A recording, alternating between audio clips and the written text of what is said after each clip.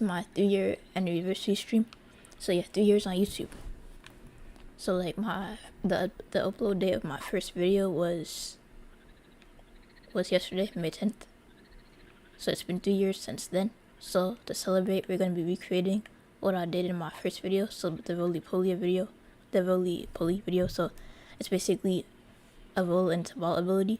So I'm gonna be showing y'all the old version, and then we'll be making the new version with the regular rotator. By regular rotator, I mean the one that's like in the gadgets category. So like one of these, and then the version with the character rotator. And then we'll be adding some improvements to it, such as the ability to break objects, damage or destroy enemies, invincibility, charge up before dashing or rolling, and then I'll show you how to make this like a collectible upgrade, or like unlockable.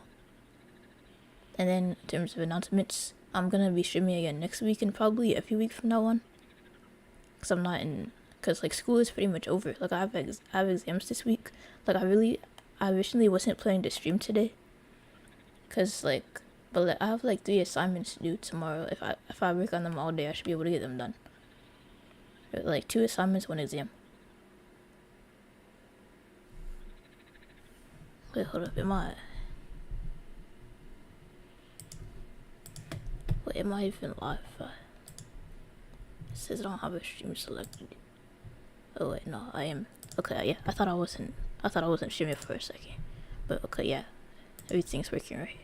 But yeah.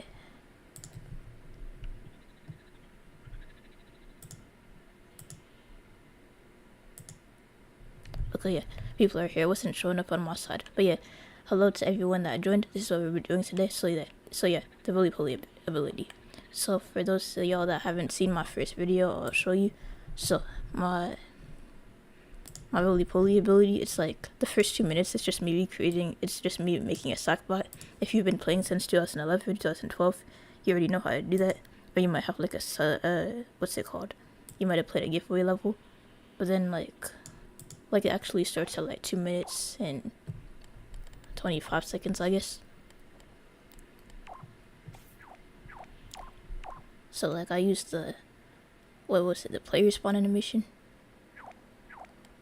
Like the major problem with me using this is that like the major problem with that, like I'll show you. So I have a controllable Sackbot in my pocket. Like in the new version, I'm not gonna be using that animation. I'm gonna be using like a different animation.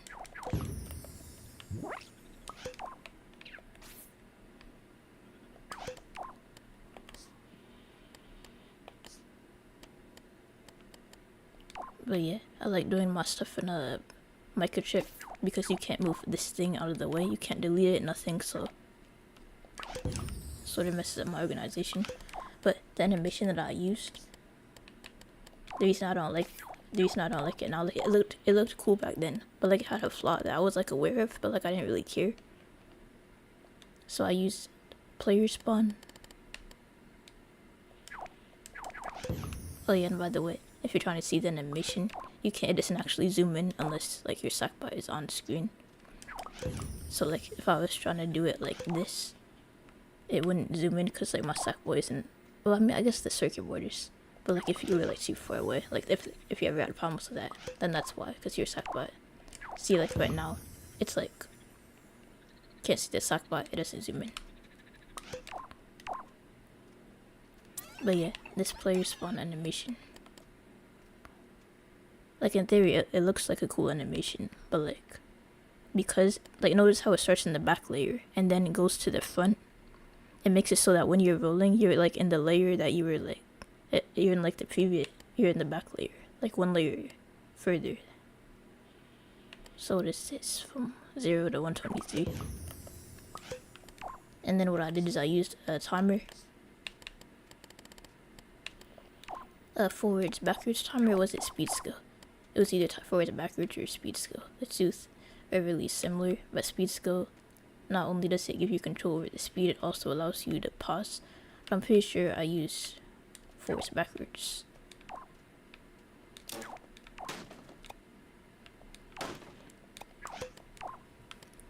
And then I used a direction combiner and a selector.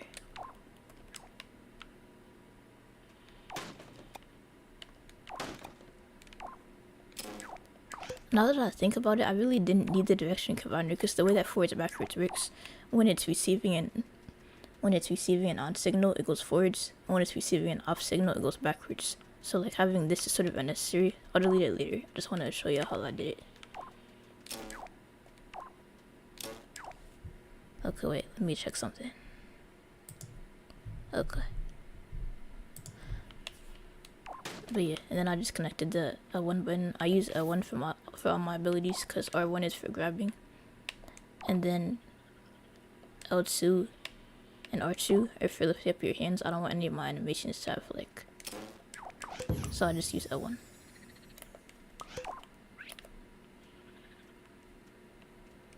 Wait a sec, what's the label on this tag? Okay, SackBot. Oh, I forgot to set this to positional. Alright, so basically what this means, let me explain what this setup means. And I forgot to add a counter set to 1. Alright, so what this means, you're basically switching between moving the timer forwards and backwards. So I'll show you.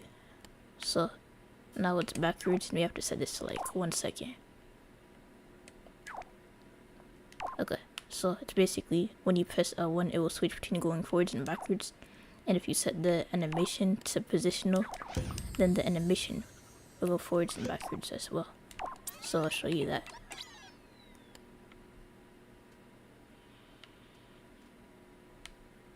So it's like that. And as you can see, it goes into the back layer. I really don't like that. In the new version, we're not gonna use that.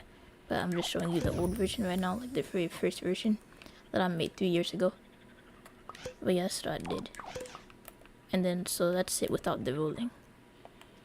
So you can just press L1. I didn't add the rolling yet, because we have like other issues to deal with, such as this, right here. Let's see, what did I do in the video to fix this? Like, this was 3 years ago. Like, wait, I hope I'll show you my tab. Like, I'm pretty sure I used a counter set to 1, but like, did I add the timer before or after? I chose Wix for my business because of its massive scope for functionality. Oh yeah, this is another thing I did that I don't like. I used a microchip instead of the blend string input.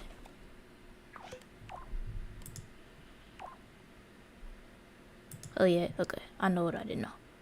Right. So basically, I had a counter set to 1. And instead of placing, I'm gonna show you the before and after. Let me show you what it looks like if you use a microchip versus not using a microchip. And what did I have? The first input connected to, okay, yeah, the one that makes it go forwards and backwards.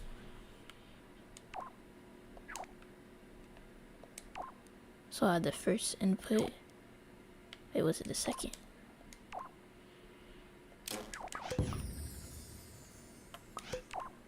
And this one right here is the reset, I guess. And then I had this. I had the counter connected to this microchip. So like you can see it now, I can run around freely. And then once I add the rotation, we can roll around.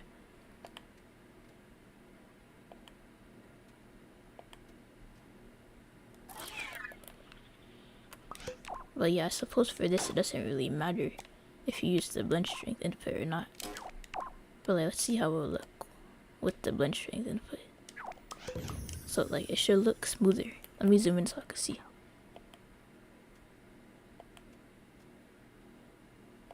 It pretty much looks the same, but like for other animations, like let me see actually. For like all my other abilities, what I do is I use the blend strength input.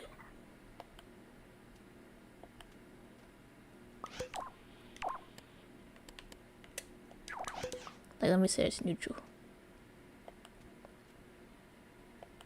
But yeah, what is this? The microchip? Like, it looks fine with the microchip. But yeah. Wait, what? Why isn't it letting me? Wait, was I over there the whole time? Wait, I was over there. But yeah, right now we're making the roly-poly ability. For anyone that just joined, this is my anniversary stream. And 3 years ago, I made a video. 3 years ago, my first video on YouTube was something like roly-poly sackboy. I'll show you what it is called. Hold up. Yeah, roly-poly sackboy. So I'm showing y'all how to make the old version, and then we're gonna do a new version, the regular rotator, and then the other new version with the character rotation tweaker. And I'll explain the difference between the two. And we're also gonna be doing some improvements. So we're gonna make it so it can break objects, destroy or damage enemies. When you're rolling, you could be invincible. And I'll make it so you have to charge up before dashing. And I'll be showing you how to make all of this collectible upgrades. And then in terms of announcements, I'm streaming next week and probably every week from now on. And more videos coming this summer, since I'll be done with school.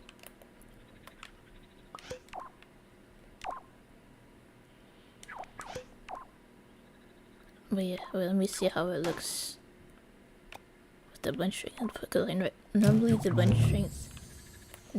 strength input makes it look better, but like I didn't really see a difference.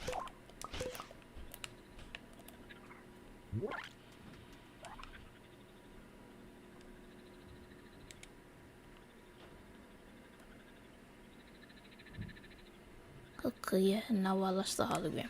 That's what happens when I don't do that. Okay, I'm gonna place a new one, then just put the logic onto there.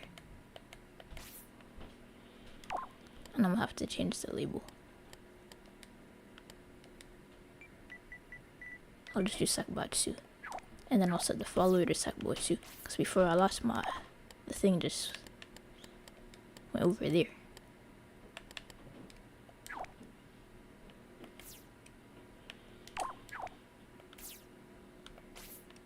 Okay, so yeah, this should say Sackbot 2. And then I'm gonna just change this. I'll set it to purple, and then I'll set this one to purple as well. And then I'll just have to transfer all the logic over here.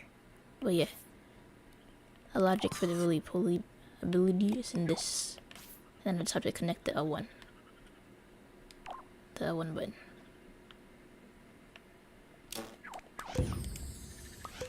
Okay, now I shouldn't lose the hologram anymore.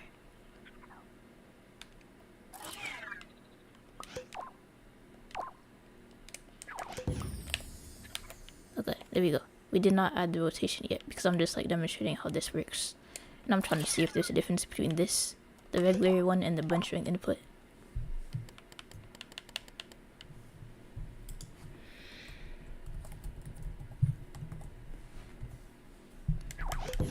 But yeah, like the blend strength input normally makes it look better. Like, see, like there's the small twitch, even though I'm using the blend strength input. It's weird.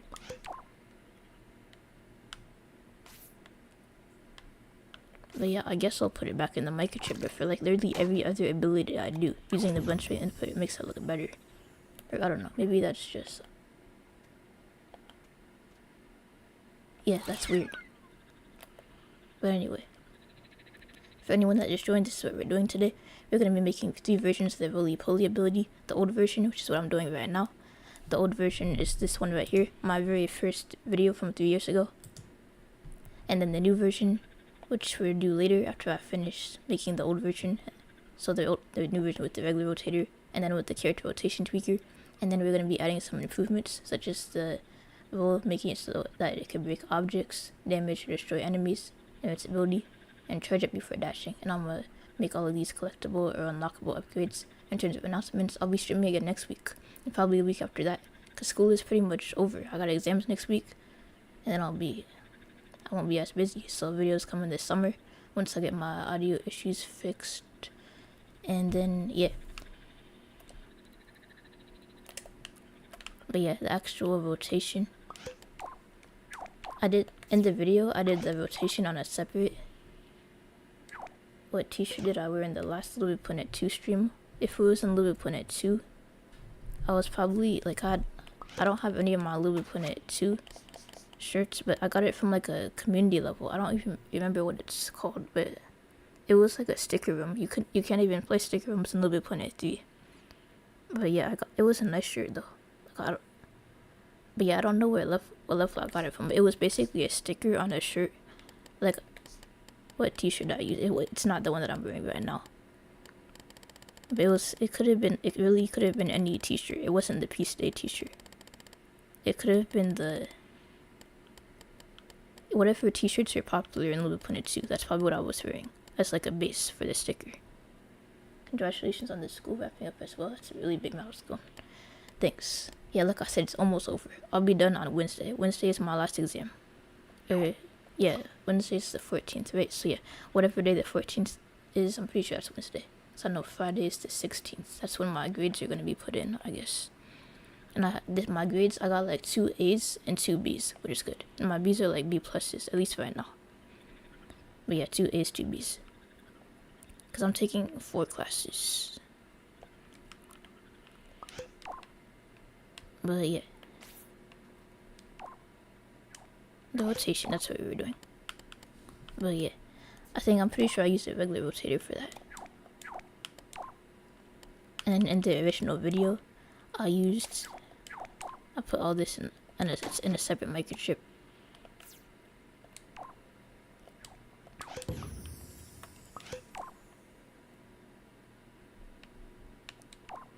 So I made it so that when you're moving, it rolls. So the left way is like for when you're moving. You can also use a speed sensor, but this is like quicker.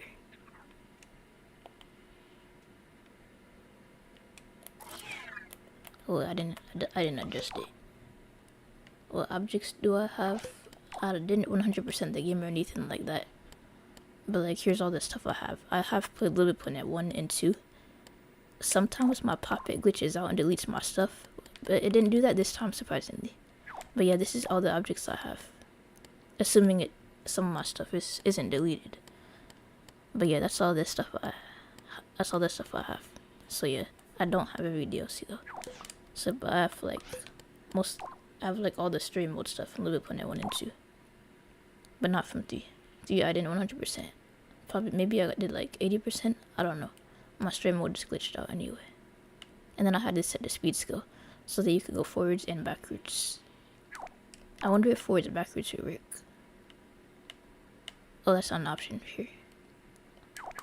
But yeah, speed skill makes it so you go forwards and backwards. And I lost the... Wait, what is this? Why wasn't it following this? Okay. Well, yeah, it's not following it. That's weird. Okay, this is Sackbot 2. Oh.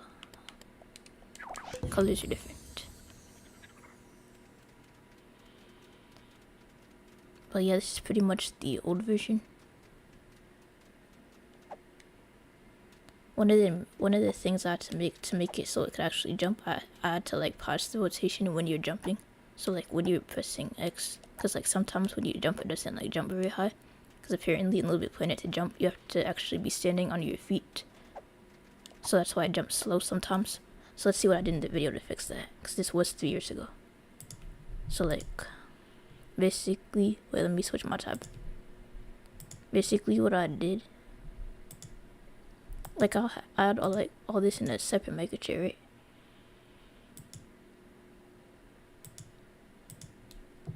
So like I made it that so when you're not pressing X, or when you're, wait, what is that, a counter? But yeah, that's pretty much it. Oh, I should probably fix that. What is it doing there?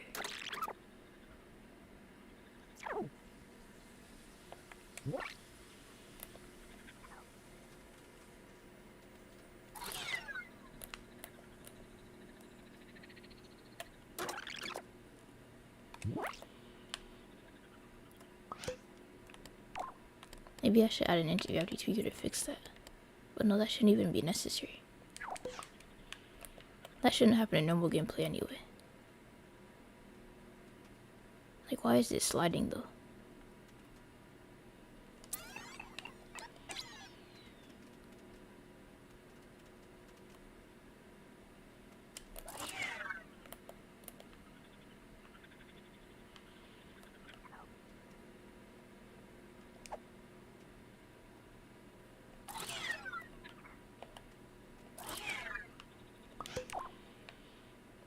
want to set this to like stabilize microchip. Is that an option in the Astrobot speaker? Okay, yeah, stabilize circuit board. That's what you could do to stop it from rotating.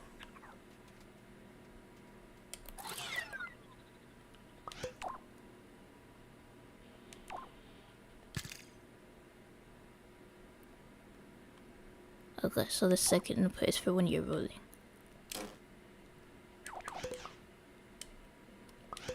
Wait, no, that's the wrong thing. This is the character rotation stuff. And then for when you're rolling, that's the second. That's this microchip right here.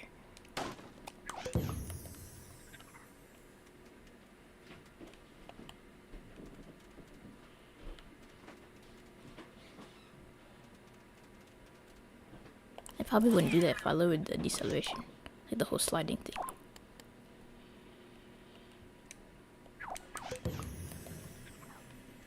Oh wait, no, I think doing that would make it like slide more. Okay, yeah, it just made it worse.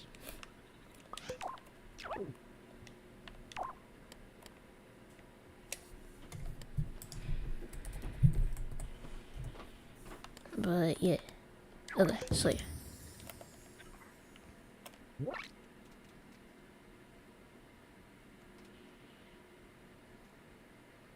But why does it slide though?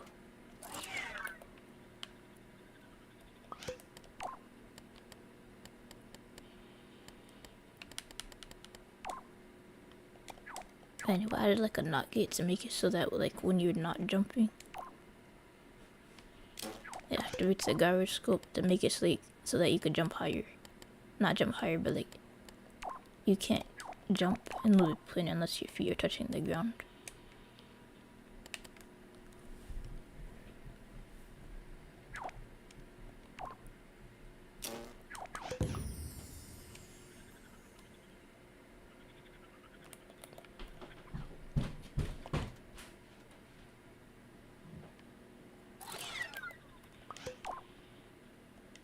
What am I making? It's my 3-year anniversary stream. Hold up, I'll show you. So check it. Here's the game plan for today. It's my 3-year anniversary. 3 years ago, I made this video. I'll show you. So check it. I made this video 3 years ago on how to make a roly-poly Sackboy. It's pretty much a Sackboy that can roll. So like if you played like Sonic or Metroid, you probably like know what that is. Like it's like the morph ball ability in Metroid. I didn't base it off a specific thing. I just thought it would be cool if Sackboy could roll into a ball. So I'm making the old version first, then we're going to be doing the new version with the regular rotator, then the new version with the character rotation tweaker, and I'll be adding some improvements such as ability to break objects, damage and destroy enemies, invincibility, and charge up before dashing. And then I'll be making all these into collectible upgrades. When did I get the Run Sackboy Run t-shirt? I guess when I unlocked it in Little Big Planet Vita. I mean, not Little Planet Vita. I played One Sackboy on the PS Vita. So whenever I started playing Little Planet Vita, probably 2021, maybe April or May of 2021. But yeah. What was I doing? Right.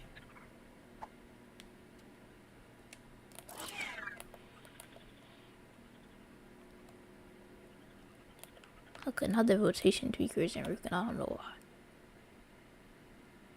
Oh, I know why. Let me just look at the video. Like, I made this 3 years ago, so like I barely remember how I did it. So like, basically, what I did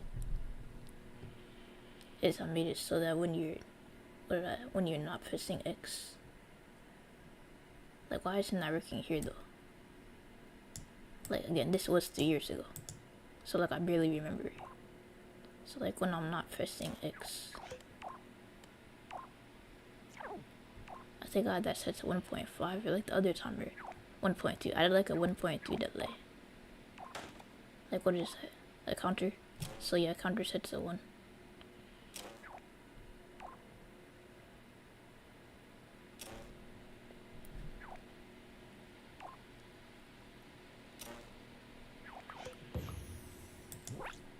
But what was connected to the counter though? Like the was it the X button? Wait, why do I have an OR gate there? Like, what was the point of that even? But yeah, I think the counter At least I knew how to use the counter back then. So yeah, the counter set to 1, I use that as like a set reset switch. It's like a more advanced version of the toggle. The toggle only allows you to turn stuff on and off. A counter set to 1 allows you to have like complete control over when something is on or off.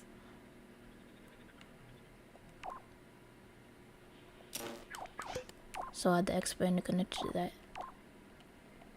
And then a 0.3 delay. If it's a delay, is it like a count-up timer, I think.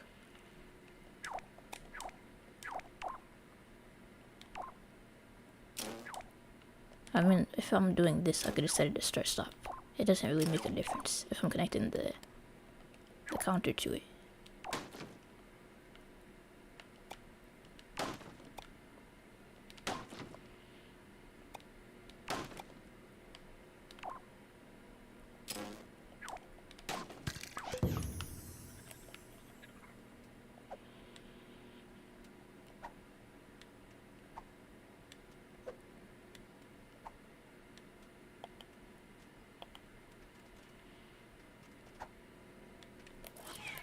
Okay, I'm gonna see if that works. I think I had the NOT gate so that it doesn't do this. Like, it's rotated right now, but like it shouldn't be doing that. So I think that's why I had the OR gate. Now that I think about it, that's probably what the OR gate was. Do you have any cars that are made? No, I always intended to make a police cruiser. Like, the only car that I made is like one that I modified, like a story mode car. There was like a story mode, a little bit put in one. I made a truck. I made a Garfield truck. I talked about it in my, I mentioned it in my Control Native Prime videos, basically. And I made an ice cream truck. It's nothing impressive though.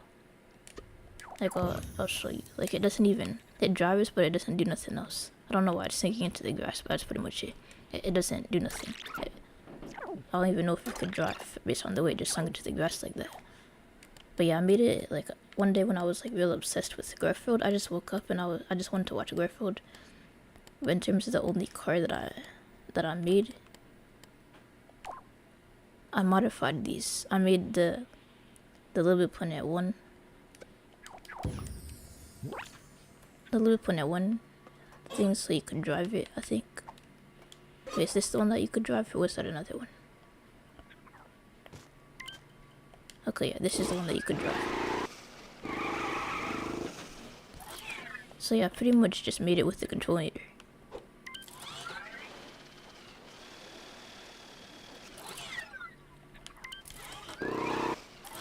But yeah, it's nothing special. Like I said, it's just the Little Planet 1 cars with control naders instead.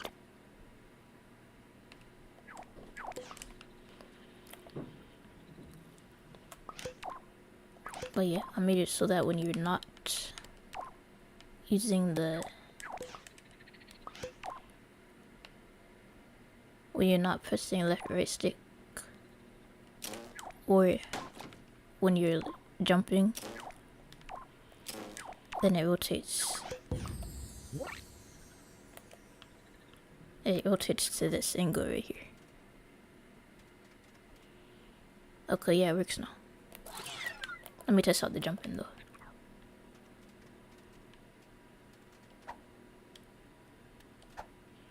But yeah, it works.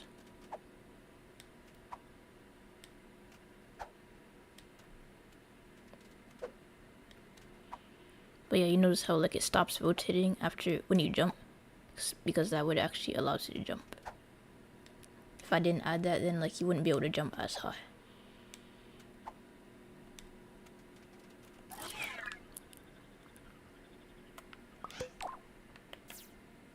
Okay, yeah, that's pretty much it for the old version. So like now we're gonna do the new version with the character rotator. So really the only change I have to make is to add a different animation. Because like I said, the main problem that I have with this animation is that you're like in the back layer. Like, let me show you what I mean by that. So like if you actually like have a level, even if it's like nothing fancy, like, so like I'm in this layer right now. Now I'm like in this block, it's weird. Like it's because I used the player spawn animation. Like I mostly used it because I thought it would be like so cool to like roll into the ball and roll out of it like that. But like it just makes you shift back a layer. like sort of, not even all the way. It's like I'm like partially in this block. Like if I was actually like rolling, like if this was like a platform that I could roll on.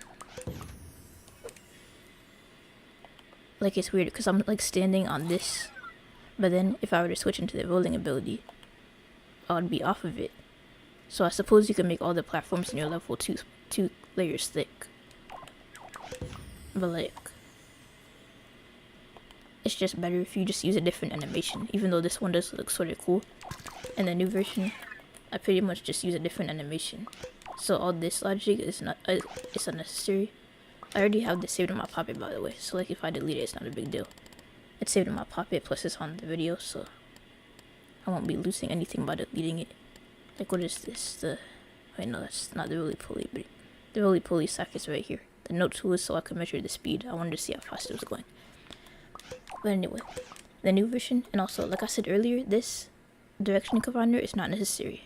I could literally just connect this to the timer and it would have the same effect. But back then, like I was still learning logic. Like this was 3 years ago. I didn't like start learning logic until 4 years ago, so I didn't know as much as I do now. But basically, for those of you that joined late, let me explain what this logic does. So pretty much what this selector does, I'll show you in action, I guess. So check it. When you press L1, it switches between the two ports. What does that mean? Well, ports, we're in the rolling ability right now. So port 2 represents rolling, and then port 1 represents standing up. So when you're in the rolling, it pretty much means that the timer controls the position of the character animation tweaker, because I have this set to positional. So I just have it going forwards, backwards between, this is when you're between these two, and I have this set to positional. So when the timer is empty, that represents you being into a ball, and when the timer is full, that represents standing up. And then I pretty much have this to control the animation, when the animation is active or inactive. Earlier in the stream, I was talking about how like, for all my animations, I don't do this anymore. I don't place my animation tweaker in a microchip. I use the blend strength input. The blend strength input is this right here. But for this animation, it just didn't look good for some reason. Did I make the magnet power up, which is from Sackboy Run, which is a PS Vita game? No, I didn't, because today's my anniversary stream, but I might make it next stream if you request it. But yeah, today's the anniversary stream, so I'm just working on the roly-poly thing. But like for my next stream, I was thinking of like doing like another logic Q&A, logic workshop, whatever. But yeah, the stream was just the roly-poly thing, and the improvements I mentioned on that notebook page over there. But yeah, this is probably the only time where I don't use the blend strength input. The blend strength input allows you to actually make use of the blend time, which is right here. I usually have it set to 30 or 25 for a nice smooth blend time. Using a microchip is like usually, it's a very like jerky thing, like it like twitches from like one post to the next. But like for some reason here it doesn't do that. It actually looks good. Oh, and also adjusting the timer. In the video, I had it set to 1.5, which pretty much means that it does it slower, and it looks more natural. But yeah, the newer version. Wait, before I do that, let me just talk about the thing I was doing before. And then here, it's the jumping logic. Everyone that's watching right now was probably here for that. I made it so that when you jump, you stop rotating, because apparently in Little Big Planet, you cannot jump unless your feet are touching the ground, which means if your Sackboy is facing the other way, you jump at a lower height. It's weird. And I just made it so it pauses your rotation for like 0.3 seconds. And this is the normal rotation that makes you roll. But yeah, now that I know more about logic, I know that this direction confonder is not necessary. I could have just literally just done this, and it would have had the same effect.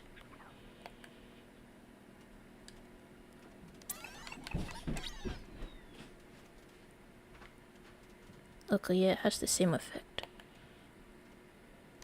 And the reason the direction confounder is not necessary, like this timer is set to forwards and backwards. So back then, when I was still learning logic, I thought that I needed a direction splitter to control whether it's going forwards or backwards, but nah.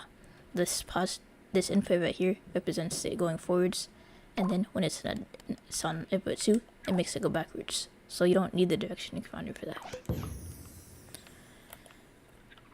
Okay, and then another way I would make this better is, like I said before, different animation. I would not choose this animation because of the whole back layer issue I was talking about. I would do since we're using the regular rotator, I would use the dash, the boost dash. It could be found in like 2 different places. Boost, what's it called? Dash down. Let me zoom out so I could actually see. Boost dash down is found in the miscellaneous category. And of course I have to set the start stop. It's found in the miscellaneous category, but it's probably faster just to go to power-ups. It also has it here. I don't know why it's in 2 different places. There's actually a lot of animations that are repeats. Like, I think I actually counted one time, and it was like, what is it, like 200 something? Like, actually, I counted all the animations in this tweaker, like, one time, like, and it was like 1,546 total, unless I miscounted. I'm not a robot or an AI or anything like that. I'm like, I don't have superhuman counting power, so I could have miscounted. I'm probably at about like 10. But like last time I counted, it was like 1,546, and then like 290 of those are either repeat animations or blink. And the boost dash downs, like 6 of these are repeats. But yeah, this is the better animation to use. So if you just set it to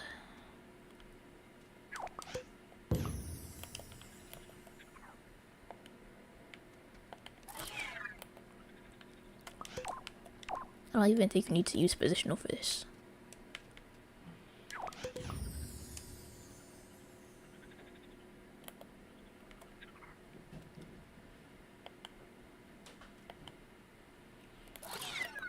Oh yeah, and then there's the whole thing. I talked about this in my smoothly looping animation videos. Whenever you're doing anything with positional, you want to make sure that you adjust the end time a bit. And I think I have to set this at a negative speed.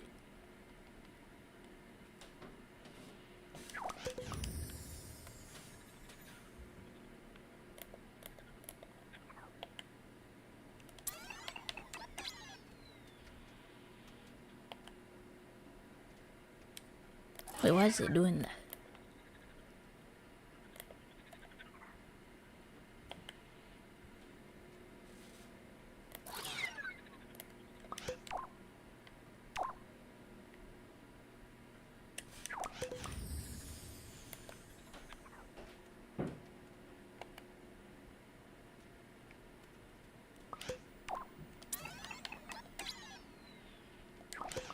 Okay, yeah, that's weird. Like, to be honest, I don't even think you need the timer for this.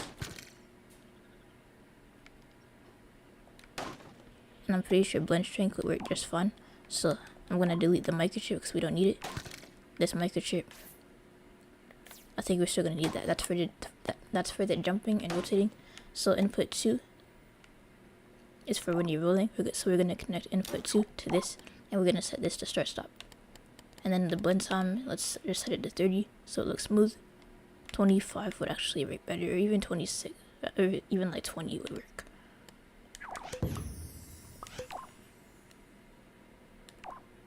I don't know if it'll need this counter, so I just leave it there for later. Why is it looping? Oh, because I have it set to loop. Yes, loop should be set to no. And this should be at 100 speed. And we do need the counter because of that issue right there.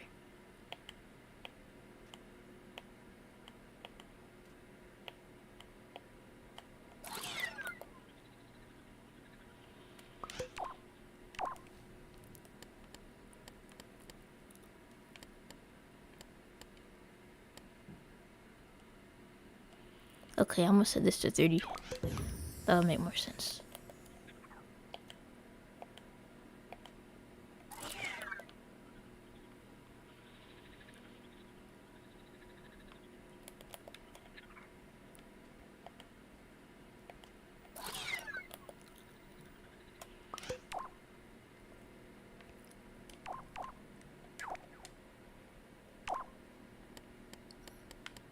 Okay, so maybe if this is set to 30. and then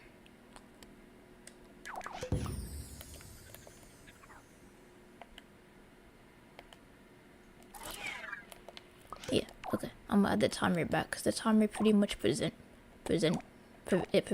from doing that, I think. So I'm gonna just set this to 0.3.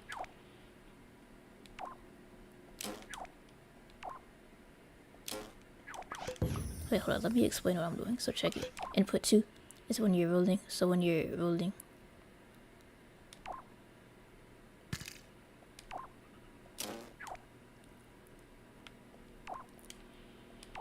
you should do this. Wait, hold up, I'm gonna do it and then I'm gonna explain it. So this controls whether or not the blend time is actually active. So then it should become inactive.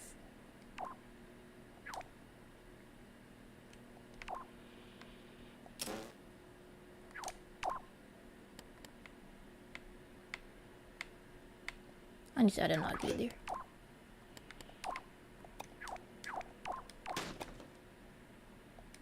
So when it's like not like that.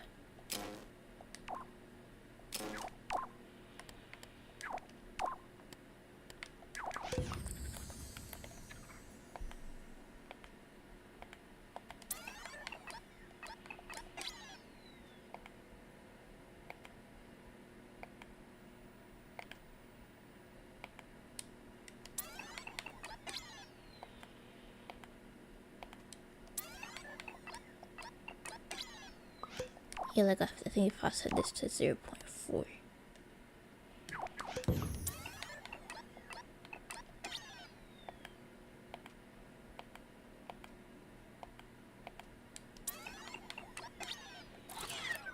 I'm gonna zoom in so I can see it better actually.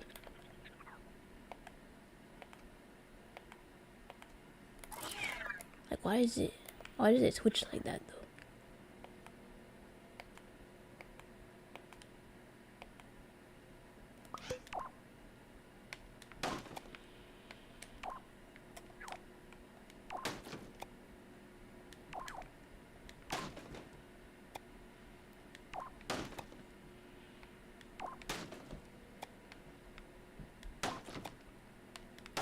I'm just rearranging my logic so it's in order so I could actually see it. In order where I could actually see it better. Okay. So when you're pressing this, it should go forwards and backwards. And I had it set to 0.3 before because this was set to 0.3 or like at least around that value.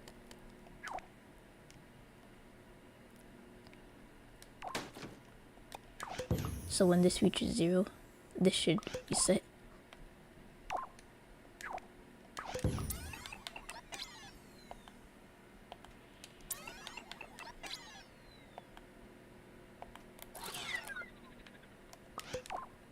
I think if I just don't use start stop, I think that would be fine.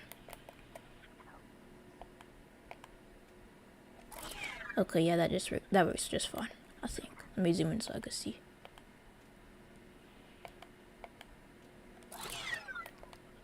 I don't even think I need the counter, to be honest.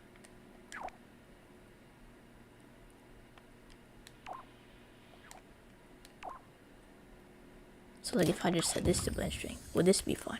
Like it probably would now that I think about it. Okay, yeah, that works perfect. I remember like 2 years ago, I didn't even know what the blend string input did.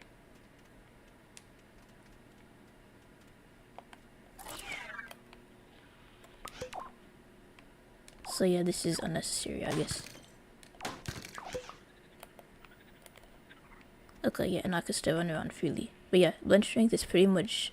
Let me explain what this does. So blend strength, it takes the input from the timer. The timer goes from 0 to 100, which pretty much means that it will just do... And I press R2 to get those numbers, by the way. So it goes from 0 to 100 in 0.2 seconds, or 0.2, whatever I had it set to. Which means that the blend strength, which is how visible the animation is, so like when it's not visible, it's standing. When it is visible, it's in a ball. So that's what this animation is.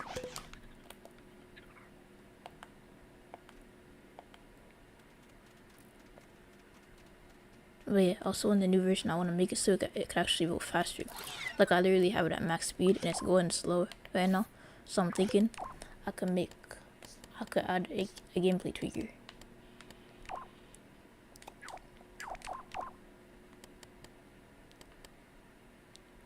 So let's try 250. And I have to set it to owning character.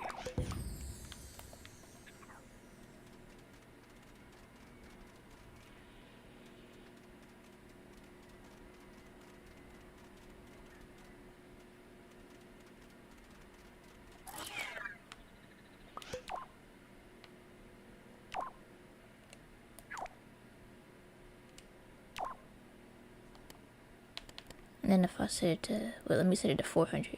That's probably gonna about to be like way too fast. The thing I don't like about the gameplay tweaker, I don't know why it does this, but it takes a long time to like accelerate, which is annoying. But yeah, that does make it go faster.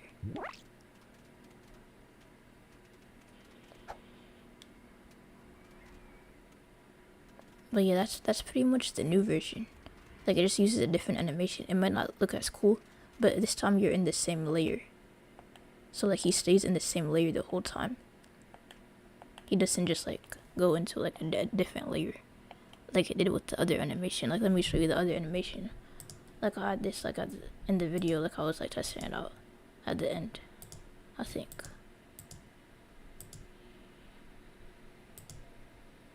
Wait, no, this was before I made the ramp. So before I made the ramp, I was testing it out. I don't know, why is this video quality so bad? You can't really see it while I'm moving, but like, I was like in the back layer. Like, let me see if you can see on the ramp.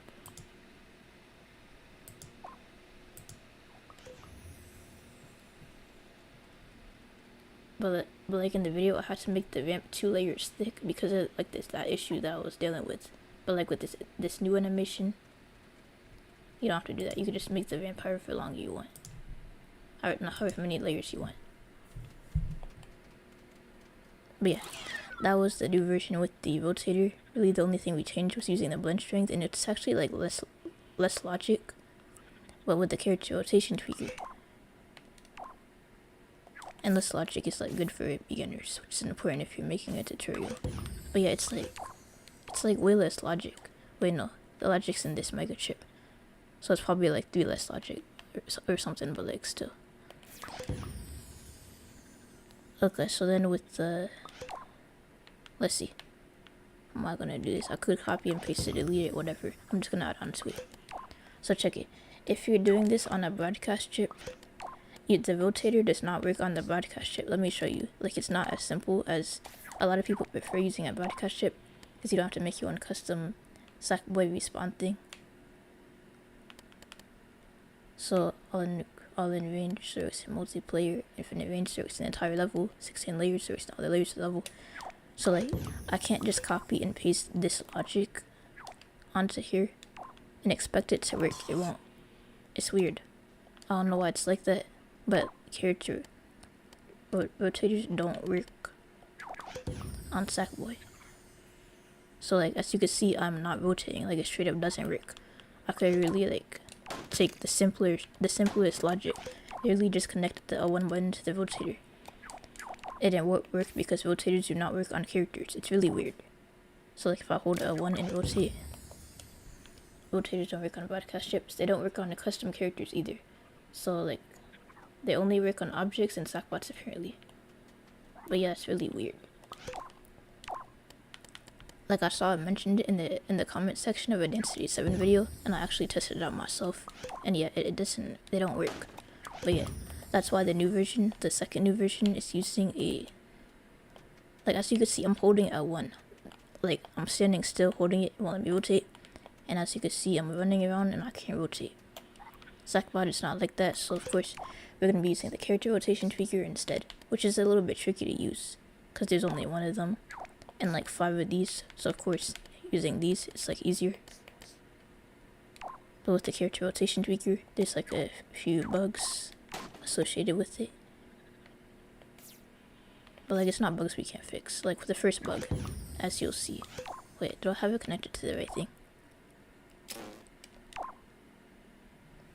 Happy anniversary, thanks. And also, thanks for joining the stream. But yeah, it's doing that thing where it's not showing me the right thing. Let me just test it out and see if it...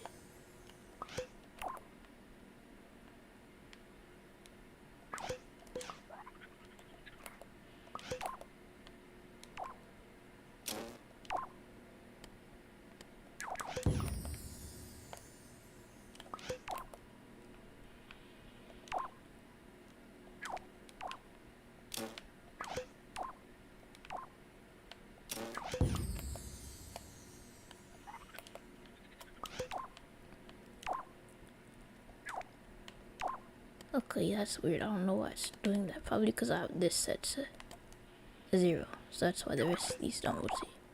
Which one am I trying to do though? Roll. Okay, roll. Serially in the name. Roll. And then roll is the bottom input. And after we set this, someone set it to positional, set the start stop, and then that should reset the angle. And it doesn't. It's one of the things I don't like about the character rotation tweaker. It's really weird like that. Which means I have to place it again to reset the angle.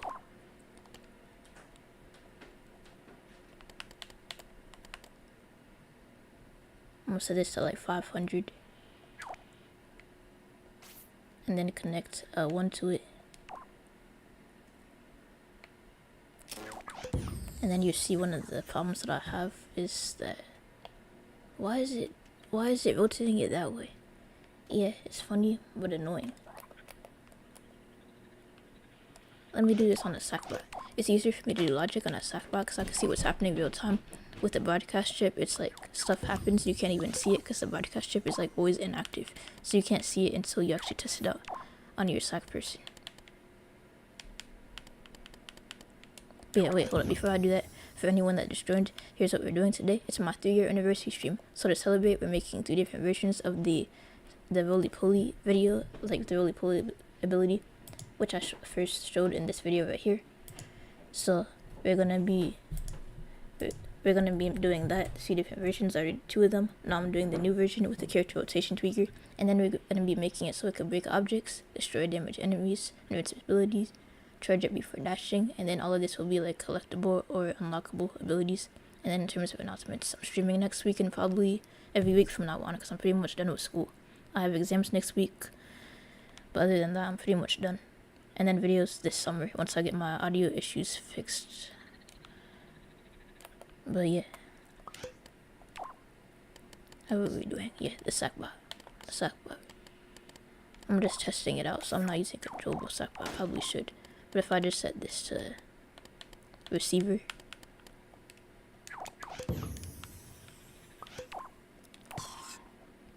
and then connect 1.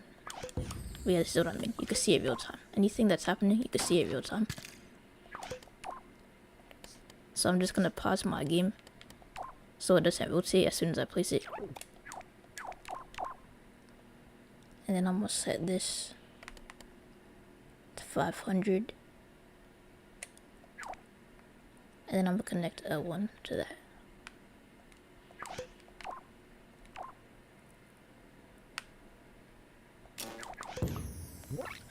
Okay, so basically I'm gonna delete this.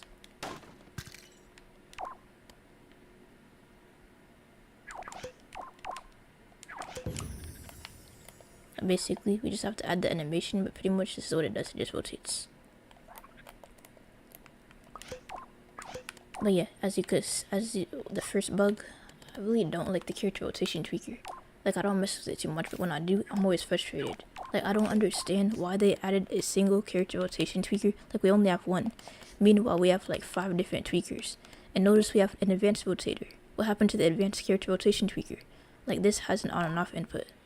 Like, it has an input for doing one thing, and then it has an input for turning it on and off. Like, you can set the input options and stuff. And then the other one's for on and off. So I don't understand why they didn't do that for the character rotation tweaker. But anyway, the whole lock angle thing, you could fix that by placing it in a microchip and connecting 1 to the microchip as well. So now it turns off because there's no on and off input for this.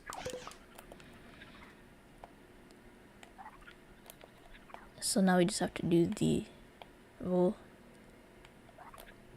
animation. I used boost push dash down, but that won't look very good here, unfortunately. Like, I'll show you why. I mean, it will look alright, but like, there's other animations. There's like another animation that would work better. Okay, so then we set this to 30. We could just fuse it at 30.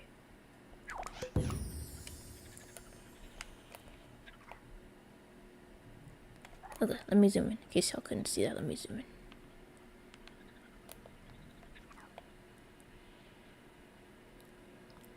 in. As you could see, it's like rotating around his head instead of his like body, like it should be doing. And it's not really a big deal, I guess, but it just looks a bit odd. So something you could do to fix that is just choose a different animation. So like, see how it's like moving as he's rotating, it's like bouncing as he's rotating. I guess if you're moving fast, it's not really noticeable.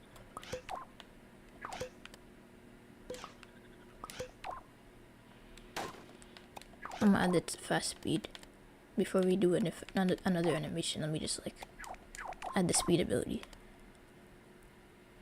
I'll do 250, and I'm gonna put it on my broadcast chip to test it out. I did it on the SackBot so I could see it real time.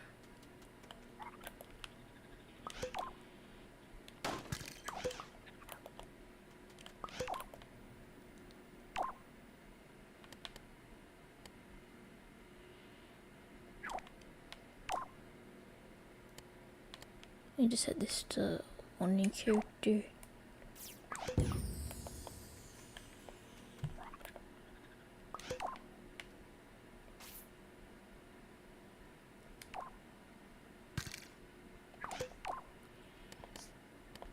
I accidentally put that in my microchip instead of the other thing I was trying to do. But yeah, the character rotation tweaker has to be in a microchip.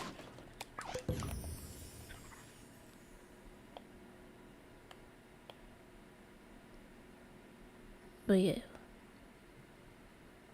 like if you're actually moving at a fast speed, that whole rotation thing probably isn't noticeable. So let's set it at like a high speed that you would actually use in a level. So maybe 500%. It still is noticeable, yeah. So the other animation we could use, I'm gonna put this back on the SackBot so I could see it better.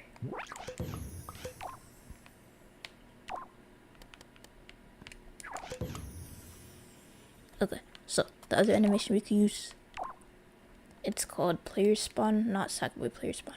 I already said I don't like that one because the whole moving back a layer thing. Newton player spawn has a player spawn animation where it's actually like in the same layer.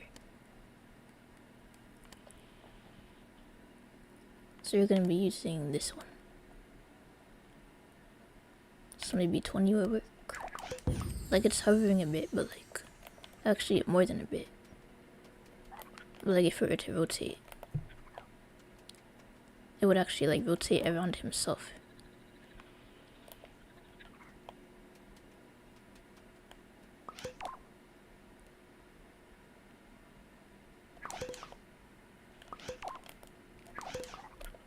Okay, and also, oh, another thing, when you're doing this, you can't really adjust the pitch or any of this in the character animation tweaker. Let me show you what will happen if you try to. It will like twitch. Let me zoom in. It will twitch. See, it's twitching. It's because we tried to set the rotation in 2 different places. We have the character rotation tweaker rotation, and then we have this rotation. So something you can do is 2 different ways to fix it. There's oh wait, I deleted the character rotation tweaker, didn't I? I meant to delete the other thing.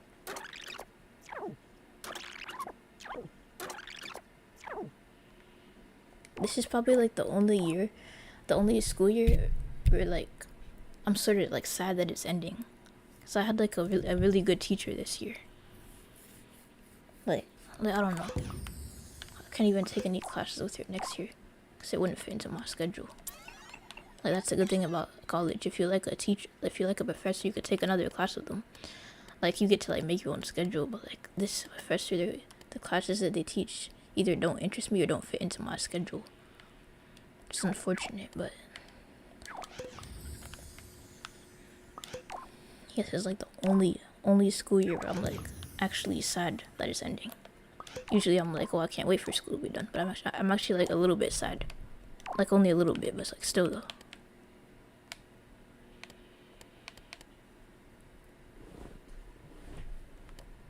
Okay, so the way that you set the angle.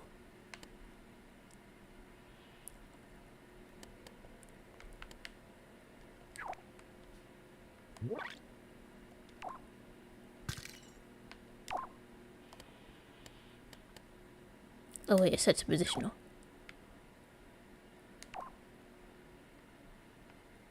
Wait, did I have it set to positional forwards? I'm gonna do the positional method. I know two different ways to do this. So I'm gonna just use a timer connected to itself, and pretty much if I set it to positional, I could just use a battery. It will have like a little bit of a twitch to it, but at least now this is like the more precise way of setting the rotation angle.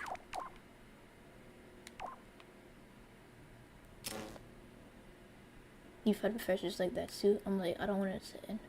That's cool. Like, I actually like this professor. It's weird. Like, everyone else like hated her, but like, she was like really nice. Like, the way I just like at the end, this is like probably the most mixed feelings I've had about a professor either. Like, she's like sweet and sour and like unpredictable. I mean, not unpredictable. I couldn't put my finger on it, but it turns out that the way she answers student questions, it's like sort of harsh. When she answers student questions, like her tone of voice, it's like, that's a stupid question, you should have already known the answer. But like, other than that, that's probably like the only thing that I don't like about her. I put it in the course evaluation because at the end of the year we have to fill out evaluations for our classes and also our teachers. And I mentioned that I wrote like a whole essay for just evaluating this professor. I never do that. I just write like, I either leave it blank or only write a sentence. But this professor, like, I wrote like, for the positive feedback, I wrote like 6 short paragraphs. And then the negative feedback, I wrote 4 paragraphs, like thoroughly explaining what I didn't like about her class. And like I said, it's that one thing. Like, I don't know why she responds to questions like that. Like, that's probably like the only thing I don't like about her. But like, she's my favorite professor. Like, I'm low-key gonna miss her. I mean, I could like visit her next year, I guess. Like, she's really nice. Like, if you ignore the fact that she enters student questions so harshly, which I do because I'm not looking for reasons to dislike her. Like, she brought us pizza and ice cream on the last week of school. We had presentations. My presentation, I got like a 98 on it, which is good. I didn't want to get anything below a 90. So I'm glad I got a 98. So presentation week, we had pizza on Tuesday, and then on Thursday we had ice cream, and it was the expensive ice cream. She got us like the most expensive ice cream ever. I'm not saying it tasted good. It low-key smelled like manure. Like, I've never had ice cream so fresh. It smells like not manure, but I swear it smells like something I smelled one day when I was like outside and someone had their sprinkler on. But like, other than the smell, I guess the ice cream was good. But yeah, she's so nice, and like, when she makes jokes, it's actually funny. Like, she's actually funny, and like, she's just really nice. Like I legit scheduled office hours just so I could talk to her. Like, I know that sounds crazy, but like, yeah. So like, I'm a visit. At the end of the semester, I made sure to tell her how much I enjoyed her class. She was smiling and stuff and saying how sweet I was. I was legit just being honest. Like, I really liked her class. Like, and I was like sad that it was like the last day. So that entire week, I was just telling her that she was my favorite professor and stuff. And yeah. But yeah, I'm looking kind of sad about that. Like, I checked to see if she was teaching any other courses, and they don't fit into my schedule. As much as I want to rearrange my entire schedule to take a class with her, I feel like that would be a bit silly. So I'm not gonna do that. I low-key want to, but no, I keep like telling myself, no, I shouldn't do that. Oh, that professor does sound really nice. Yeah, they are. I'm gonna miss them. Like, I've never liked a professor that much. Like, I had this one professor where their teaching style was cool.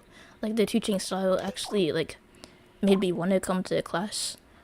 Like, they didn't like the way they taught. It was like they asked students to provide examples so it wasn't just them lecturing the entire time. So that was cool. But like,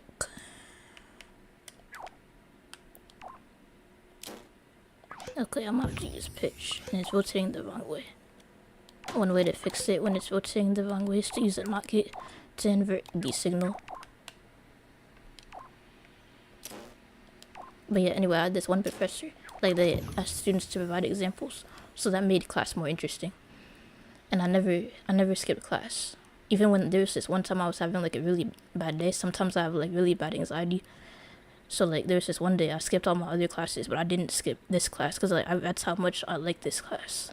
Like even though I was like having a real bad day, I did not skip that class. Like the whole providing class example thing that made it more interesting. The only thing I didn't like about that professor is the way that she grades. She's a tough grader. Like I got like 2 C's in that class, which is unfortunate, but yeah. I actually went to her the other day for help on like my presentation.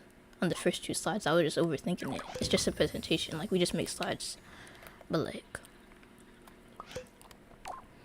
yeah, those are the two of the best professors that I had. But like this professor, the one I was talking about that I really like, but I can't take any classes with her because I don't fit into my schedule. That one, the one that brought his ice cream.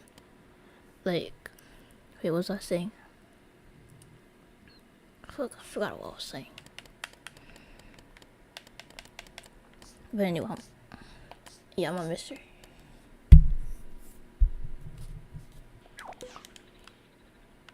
Okay, since we have a battery set to 75%, we're gonna need one set to 25% for when you're rotating the other way.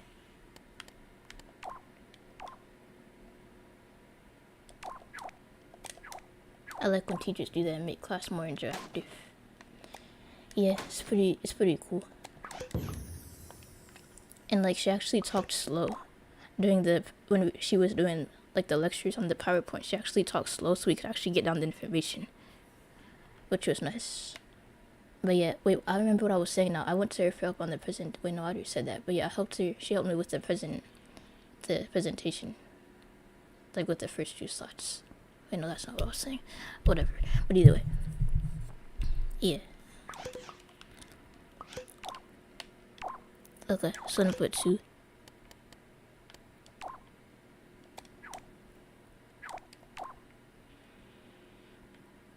Wait, no, I'm gonna need a direction splitter. I mean, a direction splitter. Wait, do I? I always get these 2 gadgets confused.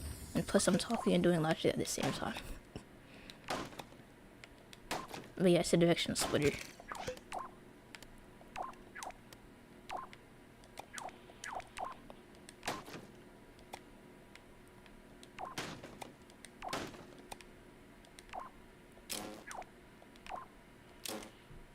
So basically what this does, we're gonna connect the left right input. We could use a speed sensor, but this is closer, so I don't have to go in my pocket, so it's slightly faster. So the battery, as you could see, it does not have an input, only an output. So we do, oh yeah, also we need an OR gate.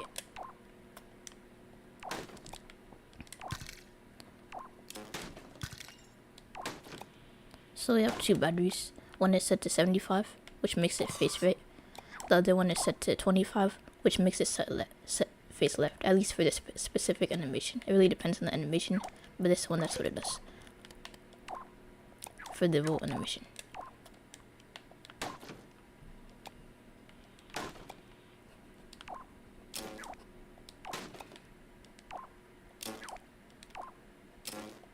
Okay, so this one is like when you're last moving right, then it should be facing right. When you were last moving left, because negative is left, then you should be moving left. I mean facing left. So let's see if that works. Okay, yeah, that works. Now we just have to turn the rotation on and off, but like it pretty much works. Like as you could see, it is hovering a bit. It is hovering above the grass a bit. I mean, I have a material tweaker set to move bevels. Maybe if I had like, if I didn't have that, it would like. But either way, for flat materials, like it's hovering, but at least it's rotating around the center, and it's not super noticeable. But yeah, I actually like this spin animation better than the old version and better than the new version with the rotator. Like, it looks good. We just gotta increase the speed. And the way you do that is that the timer is by doing, yeah, 0.2. Did we do the speed sensor already, or? Okay. And then I'll just put this, after I'm done, I'm gonna put this on my broadcast chip. So I could actually do this for myself.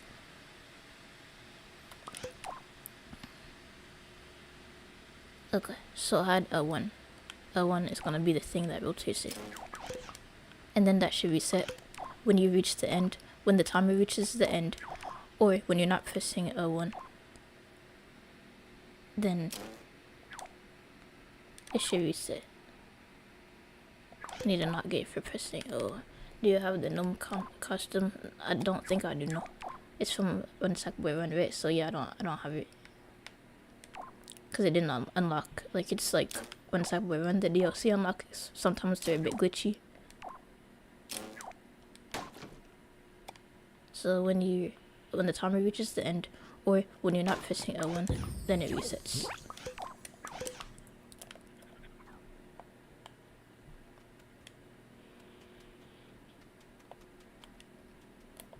And we have to add an on and off input for the roll animation. I forgot to do that.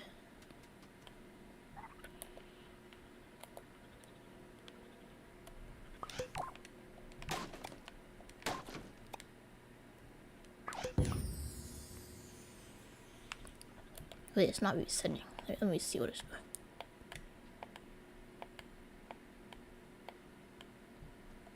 Okay, yeah, I know how to fix that. We pretty much just added another timer. A 0.1 timer. That's like, that basically just does this. So when it's not, it activates this timer. So if it doesn't reset it the first time, then now it will reset it.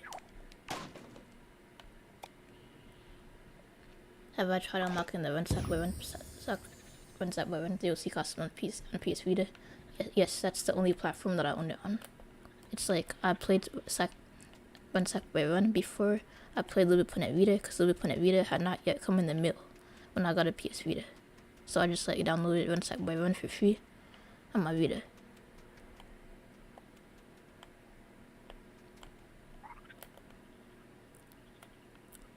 So it is working.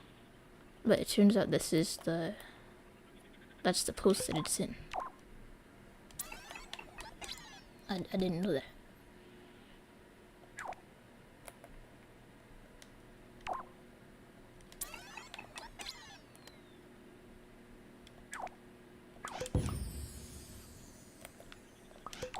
I know what I'm gonna do. I'm gonna do a specific pose for when you're idling. So basically, and also, why do I have the animation in a separate microchip? I'm gonna reorganize my logic a little bit so it's easier to read. Okay, so this is all the rotation. Right here is just the rotation. Are you using an emulator or a capture card? A capture card. I'm playing on PS4, so I'm just have the cord, whatever it's called, plugged into my capture card, and I'm just streaming through OBS.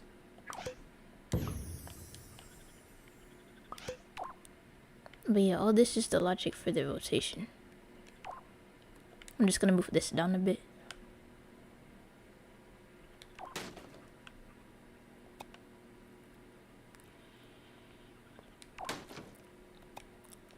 And this is the player spawn animation.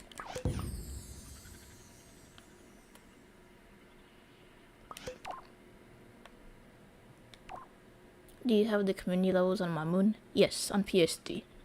On PS3, as you might have seen in my video, I created like a whole nother account for storing community levels. I want to do that again because honestly, the levels I showed in the video aren't even like levels that I would like want to play all the time. I was just like, I thought it would be like cool to show in the video on how to play PS3 levels on how to play LBP3 levels on PS3 if like my moon was like filled with levels. But some of those levels I don't even like that much. Like some of those levels I haven't even played yet. But yeah, I'm gonna make a new account where I have all my favorite levels on the moon. I'm gonna make a list of my favorite levels and then I'm gonna put them on the moon. But yeah, I have levels downloaded on my USB drive. Like a whole bunch. It has to be like over 200 at this point. I downloaded a lot. Like every time I download it, it's like 10, it's like 15, 20 levels. So yeah, it has to be like 200, 300 levels by now on my PSD. But yeah, I have some on my moon. I just have to make a new profile so I can put more on my moon. So I get like a fresh 80 slots. Another thing we have to do is reset the rotation. Oh yeah, and also this right here. I didn't do the toggle.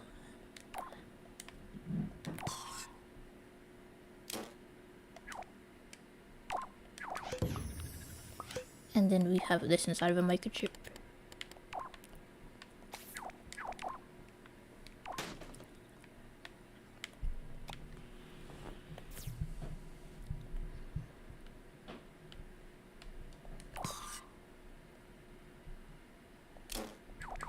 Okay, so the reason we have to place it inside of a microchip, because if we didn't, let me show y'all the issue that we were facing before. If I didn't explain it very well the first time, basically, this dude right here.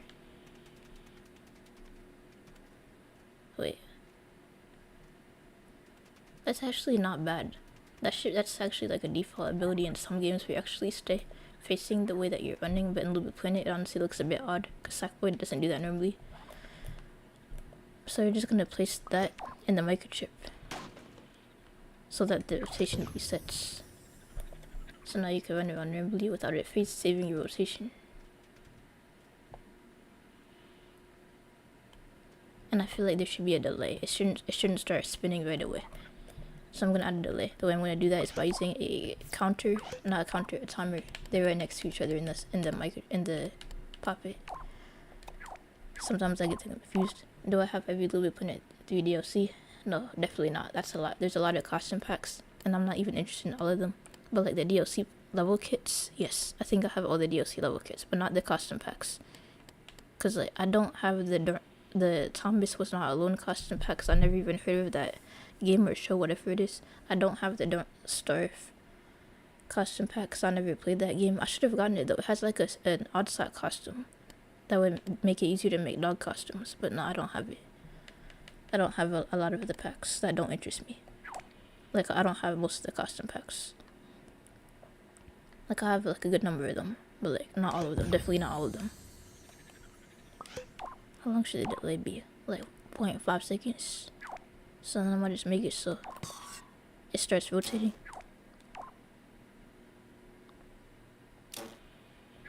And I'm gonna just set it to forwards backwards. It's easier to make a delay that way. I'm in sort of lazy, but like it's easy. So when I press L1,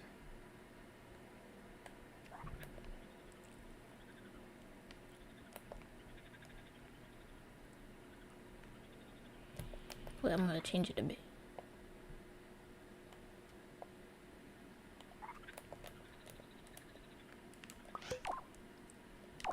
And also I'm gonna have this set to 0.25.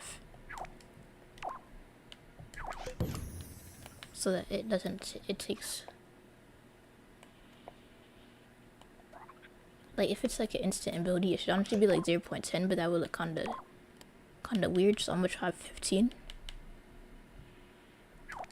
And then I'm gonna set the delay to like 0.2.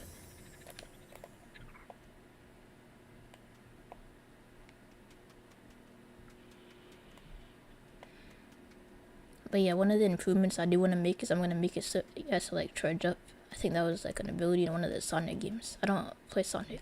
I think I have like the demo on my PS2. Not PS2, my PS3.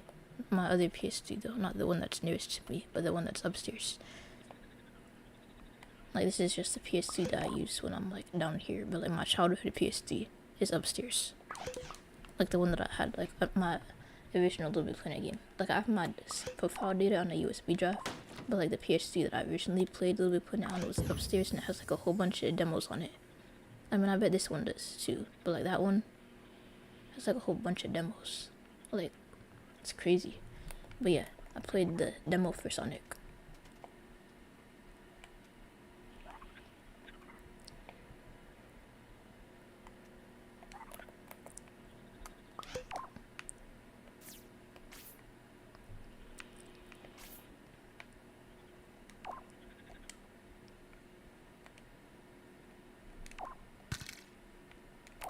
But yeah, I'm gonna make it so when you press one, there's a delay, but there's only a delay for the spinning ability. Not the, what's it called? Which one is the spinning? This one. Okay, so yeah, I'm gonna just do a circuit node. In case y'all didn't know, the circuit node, at least in LBP3, is the same thing as an AND gate. So if you're too lazy to go into your pocket and take out an AND gate, or like, it's a good way to save time. It's not even being lazy, it's just saving time. If you know you're gonna need a 2-port AND gate, and you don't want to go into your pocket to get one, you can just do this.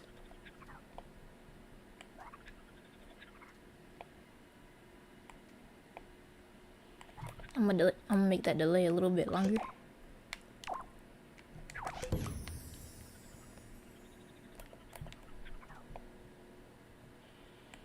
Okay, yeah. I'm gonna test it out on my character now.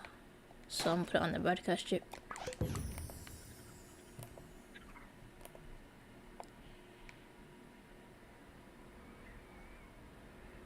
But yeah, I don't have much room to vote. But yeah, I'm gonna start over here, I guess. The sidebot's in the way. I'm gonna move him out of the way. Okay, so if I put him over here. That was the one that we made the old version, or like the improved old version with the rotator.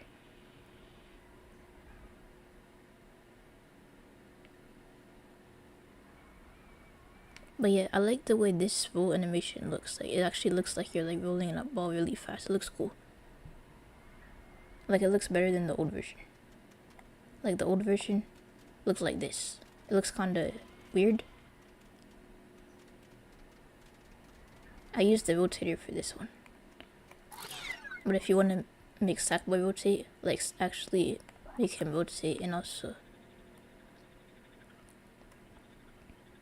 you should only be moving when you should only be rotating when you're doing left, right?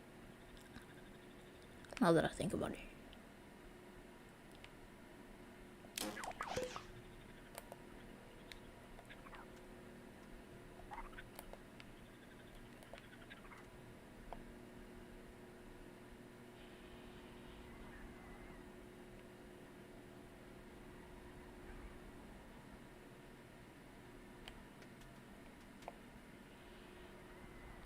Okay, yeah, looks pretty cool. I'm gonna like fix some stuff, and then we're gonna move on to the improvements. So like the breaking objects ability thing. So that's upgrade right there, and then destroying or knocking or damaging enemies.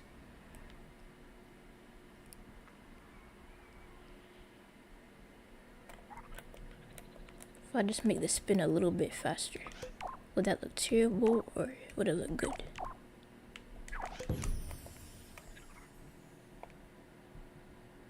Okay, yeah, it doesn't look good. It's way too like I'm using a timer to control it. I think when I get my new laptop and get it all set up, I'm gonna grab a 1 terabyte external drive and download the whole drive archive. That would be crazy. And also keep in mind there's like over 55,000 copied levels. So downloading the whole archive is crazy. And not even copied levels too, like copies levels made by like 5-year-olds as well. But yeah, I want to download more levels, but like I prefer to like make a list of levels I want and then download them instead of like downloading. Actually, that makes sense for archiving purposes. It makes sense. You archive stuff on your channel, so I guess it makes sense for you. But like for me, I'm not trying to. You probably played like more levels than I have, but like, if you're trying to like archive it, and also it's good to have someone in the community that has all the archives, because like think about it, if that gets deleted, at least have someone to ask, like if I need levels, if the original thing is deleted, you can't access it. So yeah, it's good that at least one person in the community has the whole archive. I know Jaden or Zaper have it, like Jaden, the dude that made a little bit refresh, I think he has it. But yeah, I guess the more people that have the whole archive, the better.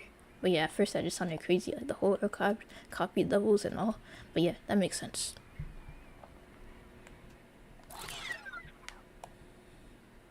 But yeah, I got that number 55,000 from the Little Big Refresh Discord server.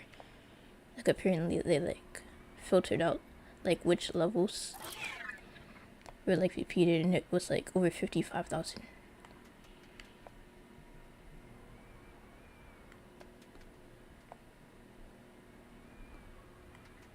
I have to go, but thanks for the stream. Congratulations again, and thank you for being one of the only LBP3 tutorial creators out there. You're welcome. And thanks for coming to this stream, and have a good day.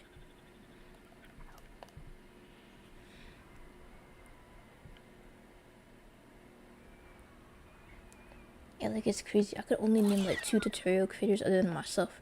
There's Shireen, who makes tutorials on like stuff around like RPG hangout levels. And like you might have seen her tutorial on how to make a realistic couch, or a realistic bed, or her thunder and lightning video, or her sliding doors. She has one for horizontal sliding doors, and the other. My Sackboy is really slow compared to the rolling build. I've been like rolling so long. I realized how slow my Sackboy is. I mean, relative to how I was moving before. It's kind of slow. Sackboy only moves at a speed of like 4. He's like one of the slowest LBP3 characters. And that's really starting to show right now. I'm gonna go back to rolling. I haven't done tutorial videos in ages now that I think of it. Yeah, like weeks ago, the last tutorial I did, it was like the clock tutorial, I think. But yeah, maybe next time you do a tutorial, you could like make it step by step, since that's easier for beginners. But yeah, I mean, I could understand your tutorial just fine, but like in the future, like I know that it's time consuming to do a tutorial step by step. But like if you want it to like reach beginners instead of just experienced creators, then you should do it step by step instead of doing a logic showcase. Because I saw your clock tutorial, and it was like all the logic was already done, which is fine for me. But like looking at other people's logic is a little bit overwhelming. So yeah, if you have time, definitely do a step by step tutorial. But yeah, other than Shireen's tutorials are cool. I found them helpful. I made the Christmas tree from her video, modified it a bit, posted it on Reddit. And then Chess Guy is the only other tutorial maker that I could think of that made videos recently. Neither of them have made videos recently, to be fair. Neither have I, because I'm busy with school. But anyway, Chess Guy's tutorials, I like them. They're advanced logic. I mean, I like both of them, but like Chess Guy, his tutorials are most helpful to me because he does advanced logic, which is something that I would be interested in. Something that I am interested in, because I know how to do logic. If we're talking about digital logic, I know how to do logic. But like analog or percentage logic, I'm still learning, so his tutorials are actually helpful to me. Like, I don't know how to do division in LBP3, but he made a tutorial on that, which is cool. I mean, I could divide by whole numbers, but like decimal division. So yeah, his tutorials are real helpful, but I think he's busy with college as well. Like, he's a mathematics major, so that's how he knows how to do all that. How he knows how to do like math in LBP3, because he's a mathematics major. But yeah, most of his tutorials are advanced, but he has some tutorials on basic stuff too, like how to make a material changer. But yeah, I like Chess Guy's tutorials. He's probably my favorite like modern tutorial maker. Like modern, I mean like this generation. So there's me, Shireen, and Chess Guy, the only people that made tutorials recently. But yeah, I think we're pretty much done with this, so we can move on to the improvements now. So the 3 improvements I had for this ability right here, in case y'all didn't see it before: breaking objects, so stuff like crashing into walls. There are some games, so there's a material for that in the game that have cracks. Assuming LBP3 didn't delete my objects, my materials and stuff, I should have it in my pocket. It's like this broken in glass material. It's not in a cardboard, of course it's not in a cardboard. Shattered glass. There is another one. This one right here. I like this one. It's from the journey home. But yeah, really anything could work. But like we can make it so that when you're rolling, I want to remove the bevel actually. We can make it so that when you remove bevel, it pretty much just takes away this. I want this to be blue, or like green, or like turquoise actually.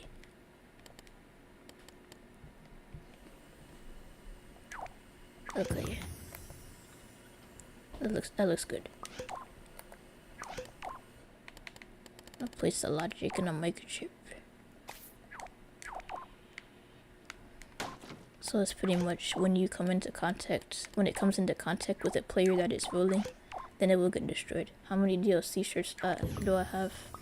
All the shirts that I have.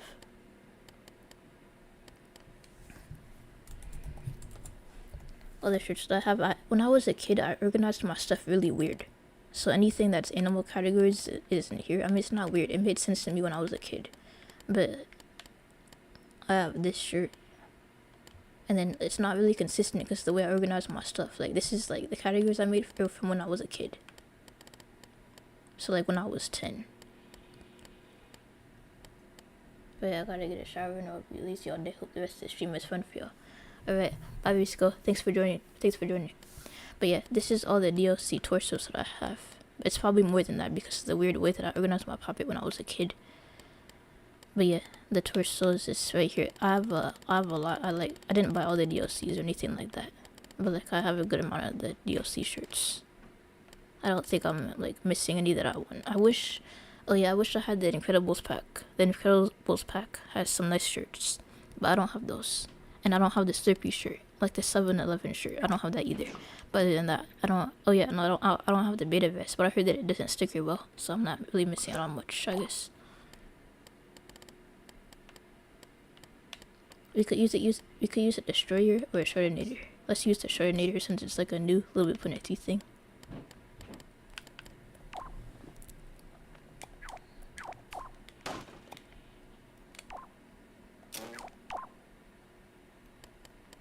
I almost never mess with this thing.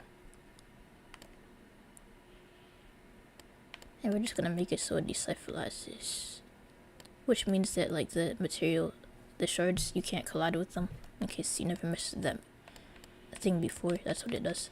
And then we have to set a thing called rolling.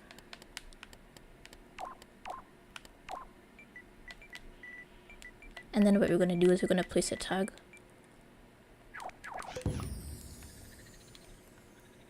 On the thing, so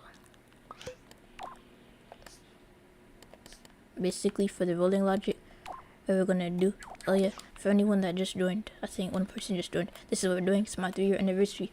3 years ago I made this video right here, the Roly Poly Sack Boy.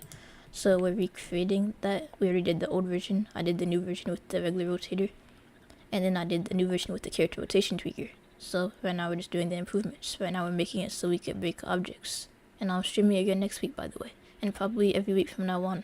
At least during the summers. After exams next week, I'm pretty much done. And then videos come in the summer once I fix the audio issues that I was having before. So it's easier to record videos. But yeah. What is it really? Common mistake when I'm doing logics, I forget to label my tags. So let's do that right now. Rolling. Not sackbox rolling.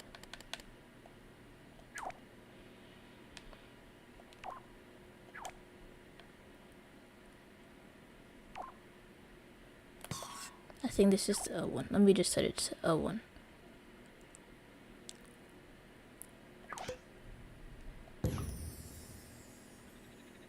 What is the DLC purple t-shirt? The only DLC purple t-shirt that I have is the Run Sackboy Run shirt. Unless you're talking about this purple shirt right here. In that case, it's the Master Hip shirt and it's from the Ragdoll. Well, Doll Kung Fu Fist of Plastics pack. Which is the one that, like, has like the dude with the big plastic afro. And probably some other stuff too, but that's the one that I remember because of the big afro.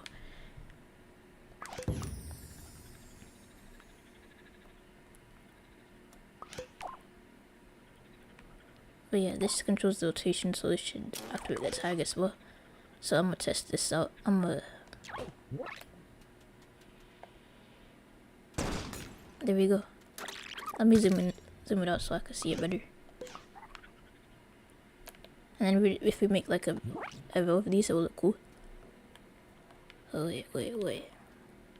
Am I on the wrong layer? Or was I going too fast? Okay, let's test this out. That looks cool. I feel like it should be more shards though. So we're just gonna make it so it has like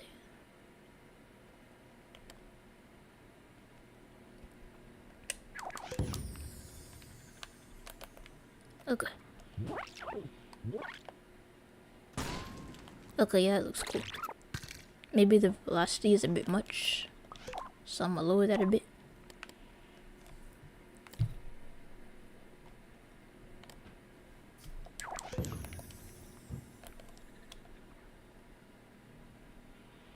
I just like flew into the ground accidentally. I'm in the wrong layer now.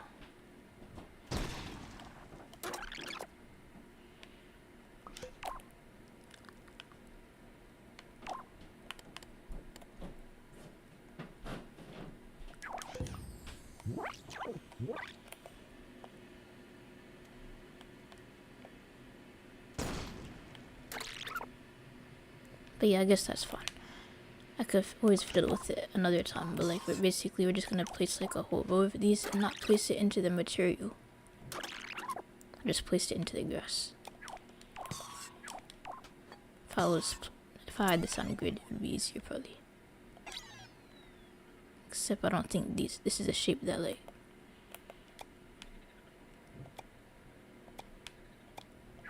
Yeah, this shape isn't on grid.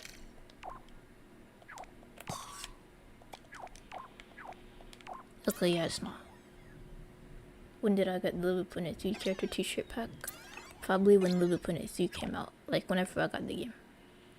Surprisingly, I don't have the LBP3 week 1 shirt. Like, I literally got the game on day 1, but I never bought the week 1 t-shirt. I don't know why. Maybe I didn't know about it. I keep accidentally being in the wrong layer. Okay, I have to fix that. Basically, what happened right there is I bumped into it, and then I changed layers.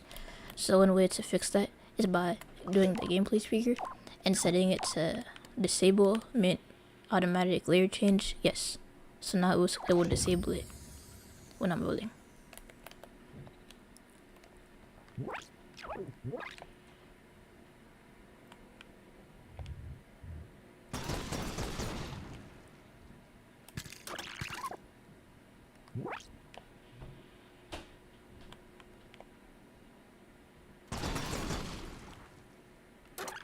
Yeah, that looks cool.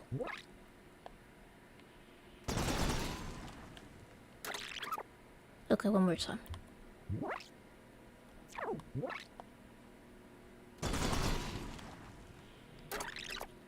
I think we need to make it longer. Okay, I'm gonna copy and paste this whole thing.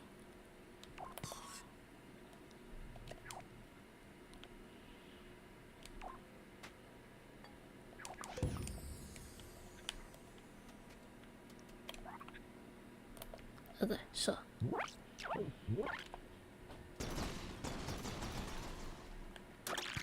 Hey, why did it pause at the start right there?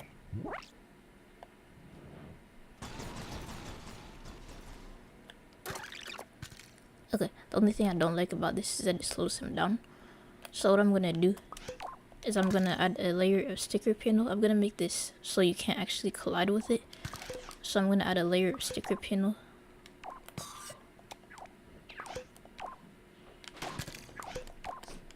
I'm just gonna material change this, make it invisible, and all the logic is actually gonna be on here.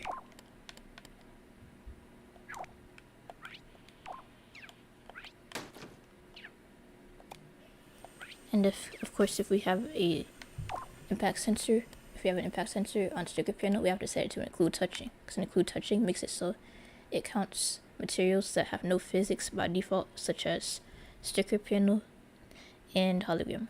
We had to use sticker panel here instead of just decentralizing this by itself. I mean, yes, we're gonna have to decentralize it, but like, we can't place the microchip on this right here because the impact sensor only applies to materials that naturally don't have physics, not decentralized materials. I learned that from Reddit, actually, so. Instead of decentralizing, what we're gonna do is we're gonna make it so it simply does not collide with Sackboy when he's rolling. So we're gonna use a physics tweaker. Collisions, ignore rolling. So when you're rolling, like, you can normally collide with it. Like, why is this still decentralized? I think I decentralized the wrong thing. Okay, yeah, I did. Okay, there you go. So like I could normally bump into this, but when I'm rolling, so like it won't mess up my thing. Oh yeah, and also this is probably the one thing that does need to be on here, because I removed the bevel. So like I can normally collide with this, yes, but like when I'm rolling, so it doesn't mess up my momentum. Wait, no. That was supposed to work. Did I set it to ignore rolling? And my sackboy is rolling, right?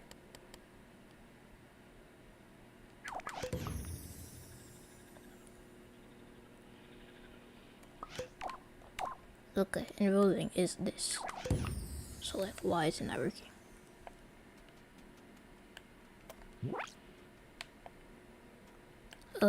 I see. That it's doing this weird thing where it's like flickering. And I understand why. It's because of the flickering timer. What are some free DLC shirts that I have? The Fix Me a Hook hat shirt, which is the one I'm wearing right now. I like using it as a base for my stuff because it's like wrinkly, which is more realistic. If I'm out running around playing levels, my shirt is gonna be wrinkled. And I have, I think maybe the Peace Day t-shirt was free. But yeah, that's the only two ones that I remember being free. I guess when Sackboy Run, that was free. You just had to, you know, play when Sackboy Run and unlock it. But that's the ones that I remember being free. There's probably other ones, but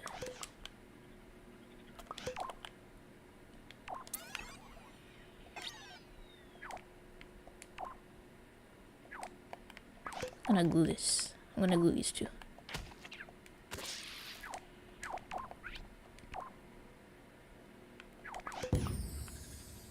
Okay. Oh yeah, I was in the middle of talking about the whole flickering thing. So yeah, we're gonna fix that.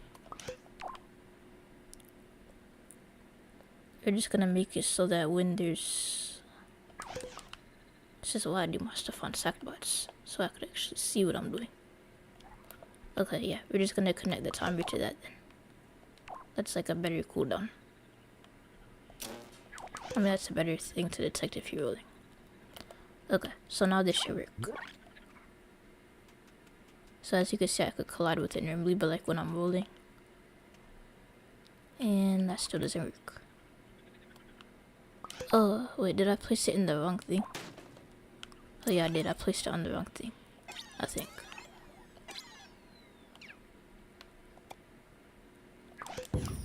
Okay, now that should work. So I should still be able to collide with it normally, but when I'm rolling, I can't collide with it. Which is nice, but now I have to actually place the shortenator on this thing right here.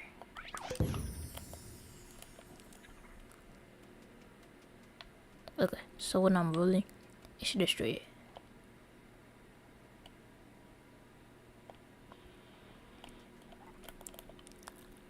Alright, let me see if it's activating it.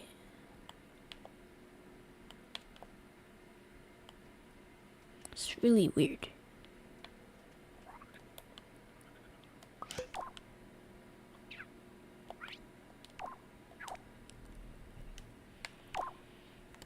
Like I have this set to include touching, yes. I have rolling, yes. Let me check my thing to make sure it actually is activating.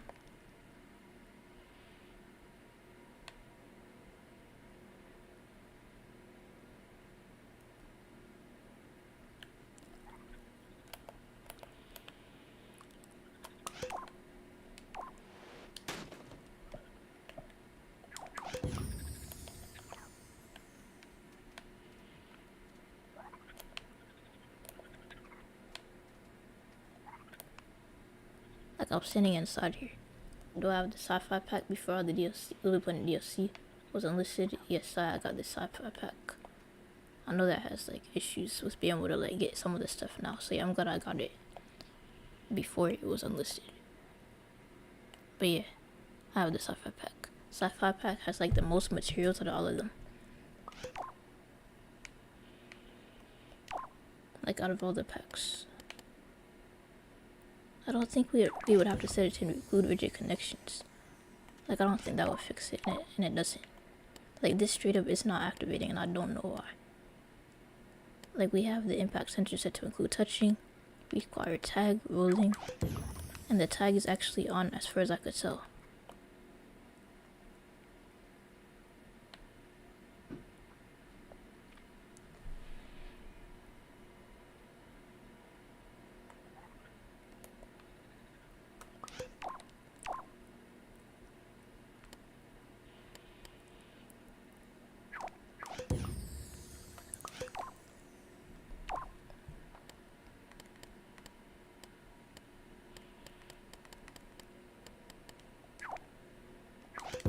Okay, I'm gonna test this out one more time.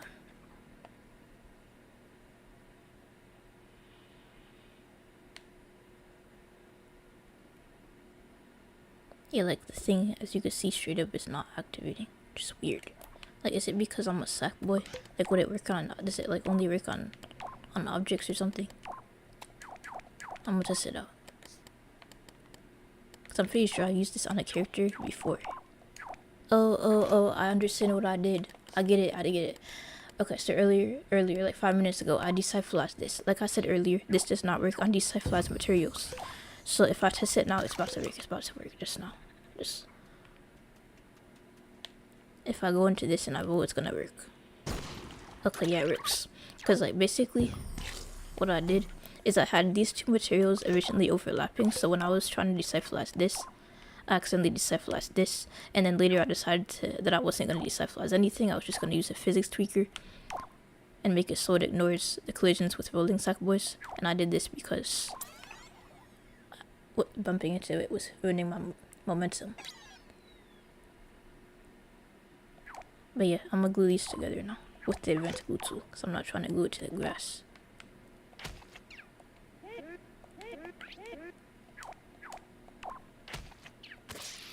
There we go. But yeah, it should work now. So I just added the sticker panel for the collision, because the collision does not work unless you have something that has no collisions by default. And I didn't use the, like I said earlier, like bumping into it was ruining my momentum. So yeah, that's why I decided to do that. So as you can see, I should be able to roll into all three of these without it slowing me down at all. So I'm going to set out. That's perfect. We just need to place like 10 of these.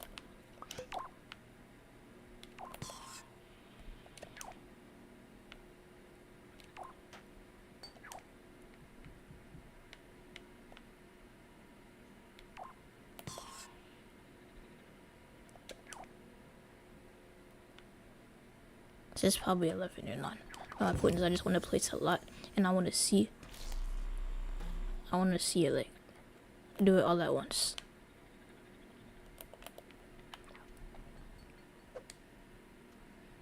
Okay, let's test it out. And also, all of these are invisible in play mode, so I have to set that to not visible. Okay, testing it out right now. It looks so good. How much does that increase the thermometer though? It increases it like 1 notch. So maybe we should like lower the amount of shards. But yeah, it looks good though.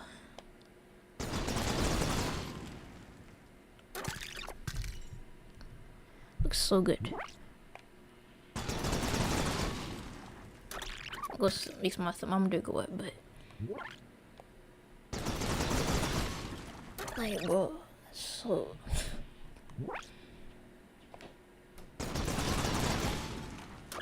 yeah, that would look cool in a level. Anyway, what was the other improvement we were gonna make to this ability?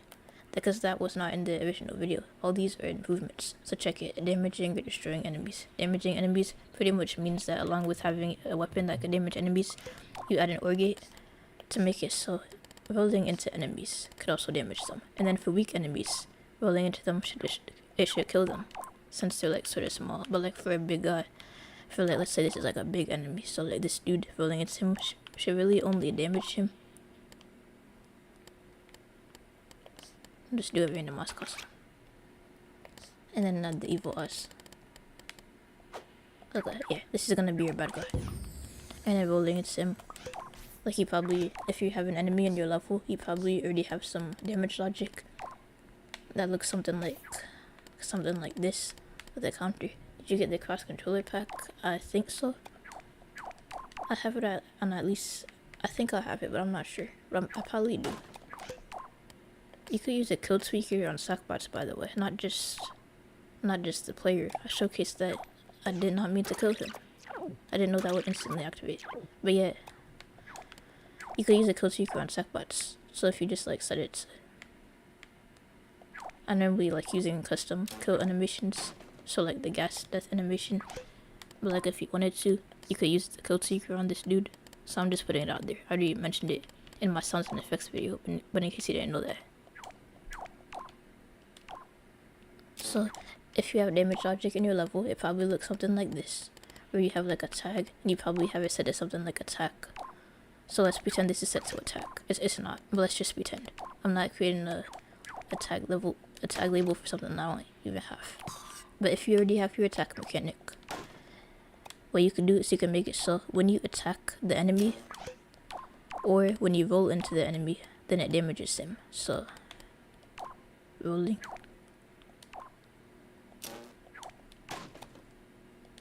And then it should damage him. So let's test this out.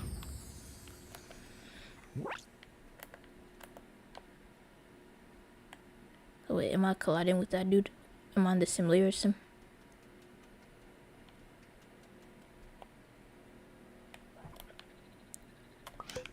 I'm gonna use a tag sensor instead.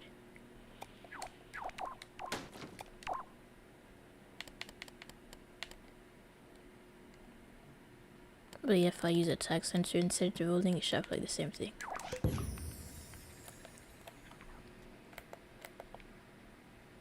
Okay, yeah, it damages him. Like 5 hits and he's dead. There's no damage animation, obviously, but I'm just saying. Rolling into him should damage him, which it's doing. And then, boom, he dies. So, like, you could use that as like a cool attack. But again, this is like if you already had an attack animation, like an attack ability, whether it's like a melee thing or like ranged or whatever. And then this is for the rolling. So when you roll into him, or when you attack him normally, it takes damage. So that's how you would set it up in your own level. But if you have a weaker enemy, the weaker enemy should die right away. So I'm just gonna have like a small dude right here. This dude. Or maybe not this small. And then evil us. And then this dude. I'm gonna add an actual animation this time.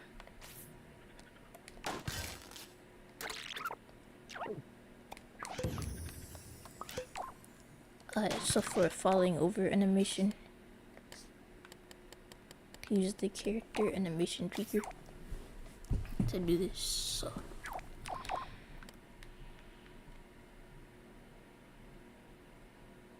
let's see, which one do I want to use? Laying on the back, I guess.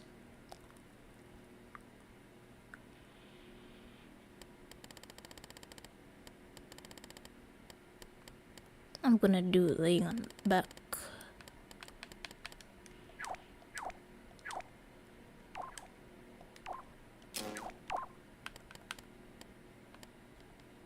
And then I'm gonna set this to 15.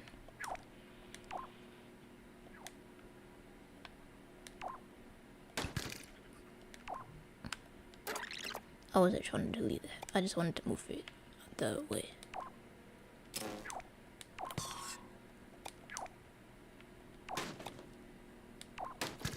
Like this is what we're gonna use for something else.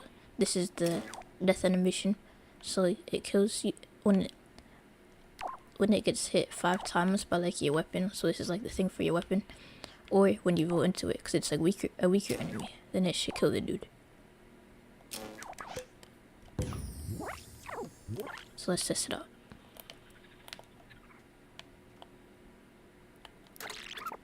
Okay, yeah, and I have to set it to start playing forwards. Forgot about that.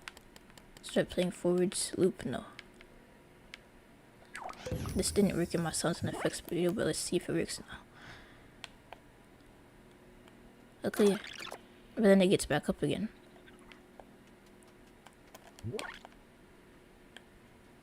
Okay, I'm gonna use a counter set to 1. That's what I did in my sounds and effects video anyway. I use a counter set to 1 to make it so he permanently stays like that. I don't know why he gets up again, but you could just... That setting, start playing forwards, just seems to be really glitchy. I don't know why.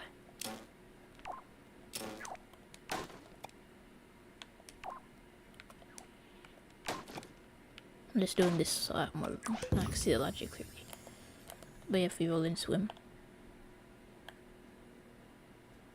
that doesn't work for some reason. Okay, yeah, it's weird.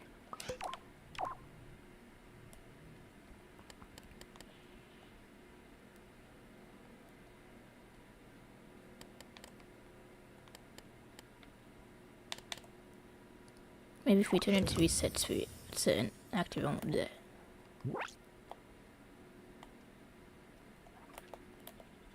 Why does he keep getting up though?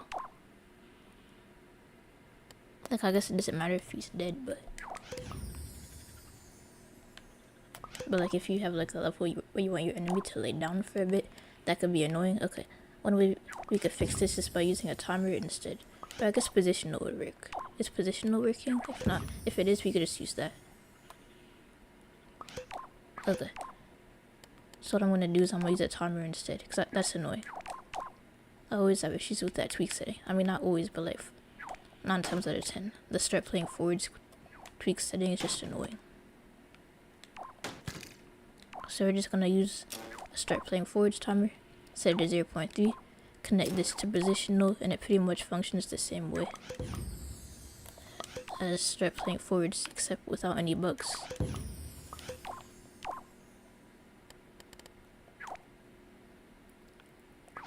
Oh, and then of course you need a counter to make it so it's active. To control when it's active. So a counter set to 1. Okay, so let's test this out. But yeah, he actually stays down this time. So if you have like a weaker enemy in your level, yeah, you could damage him by hitting him. But you could also damage him by rolling into him.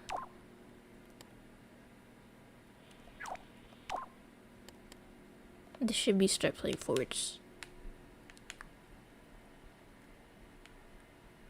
So start kind of.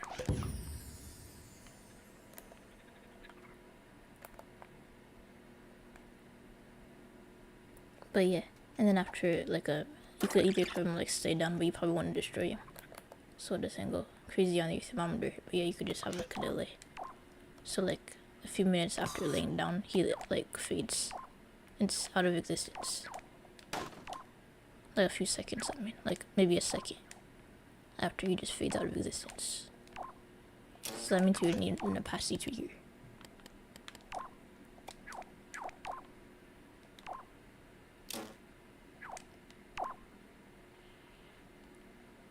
And I'll leave it at 0.5.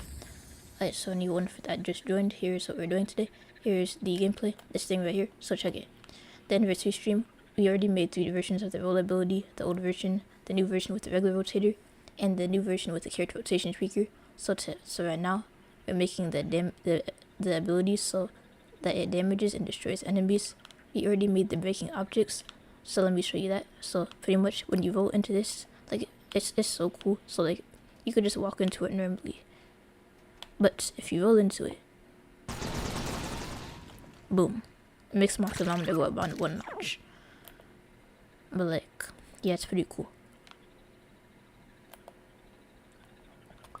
Alright, so what we're doing right now is we're making it so this makes it fade.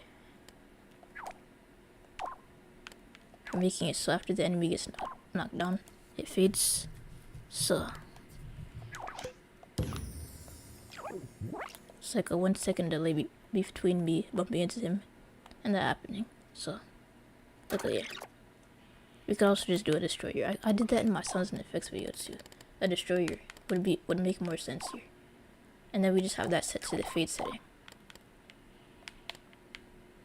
So what is it? Fade. Okay, yeah.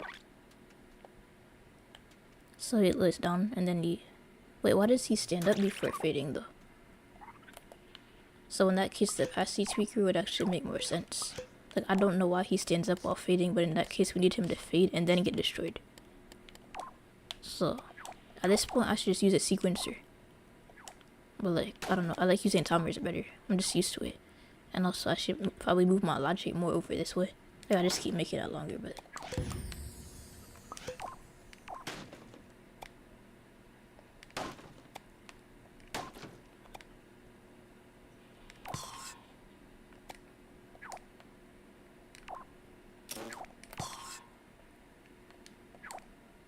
Alright, so... And then this should be like a shorter delay. And then it gets destroyed. So like, no fancy effects here. It should just disappear.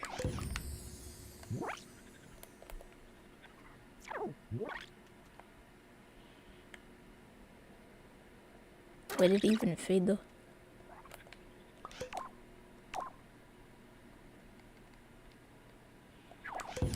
Okay, let me zoom in so I can see better.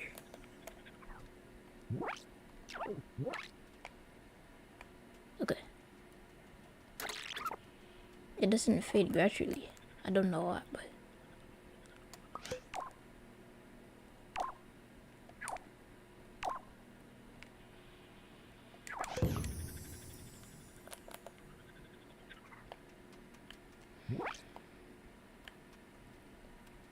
Okay, there we go. We just needed to increase the delay time. So I'm gonna increase it to like 0.3.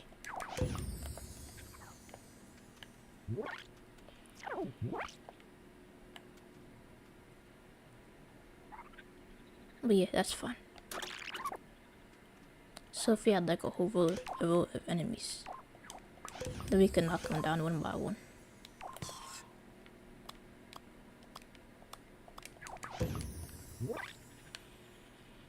So let's see how that looks.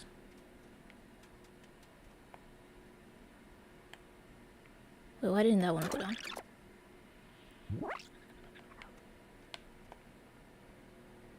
Okay, there we go.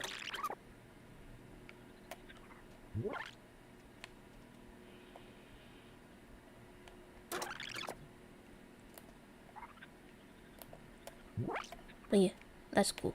Alright, so not as cool as the other thing, but now that we got that working, what we're gonna do now is make it so that you're invincible. So being invincible, which pretty much means that you don't take damage. So all that means that is that you shouldn't take damage to like anything. So if you want to make it so you can't take damage to these while you're rolling, you pretty much just disable this, so you can't take damage to spikes while you're rolling. But if you're talking about enemy attacks, so if you don't want to be vulnerable to enemy attacks, what you do, so like you probably have like a thing normally where it's like, oh, if you get hit you lose damage, which is probably like your counter or whatever. So let's say this is your health setup, and then that's connected to like, let's say you have a destroyer or a kill tweaker. Probably a kill tweaker if you're talking about like a player, right?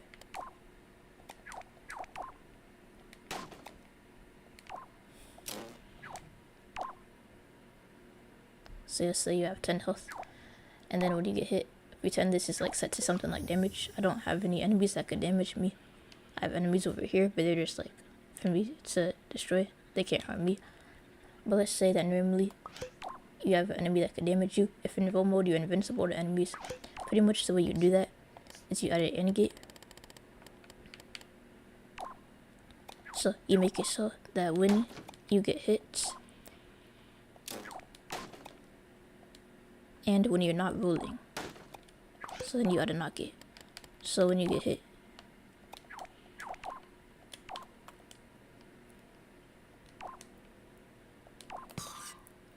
and you're not rolling, then you take damage.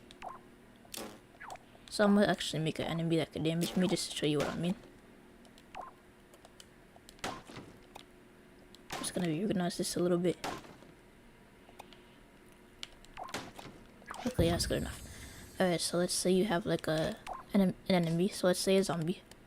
I'm gonna use an actual zombie costume this time. I'm glad I got the monster costume pack before the DLC got unlisted. So like,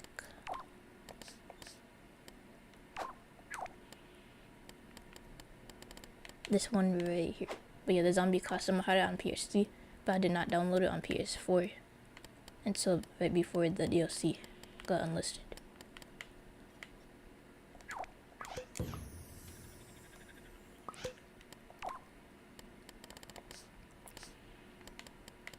Okay, so let's say this dude has some sort of attack. So let's place a character animation tweaker on him.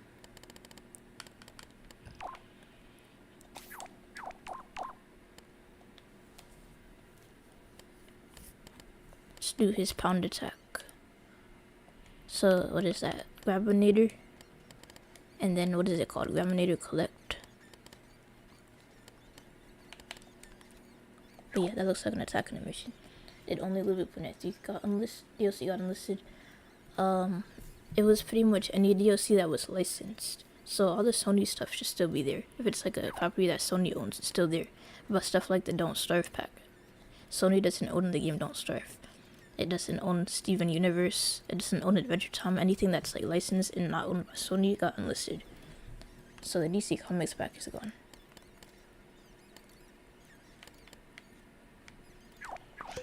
Squeaking. I really don't need the zombie thing to use the zombies. I'm just disabling the squeaking. So I talked about this in my animations with sounds and effects video, but if you only wanted to do damage at a certain point in the animation, you could stretch it out a lot. The more you stretch it out, the more precision you have. And then of course, then after that, what you want to do is slow it down. So like, it doesn't do damage for the entirety of the animation. Only like, let's say starting right, let's see. But yeah, starting right here, and then for the rest of the animation, it does damage to the player, but not during the entire course of the animation.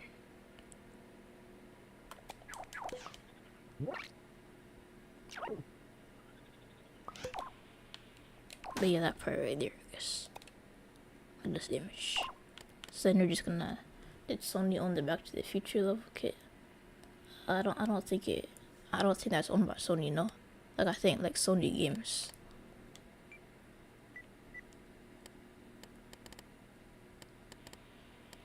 Let's just do a red thing. I don't want to set a label.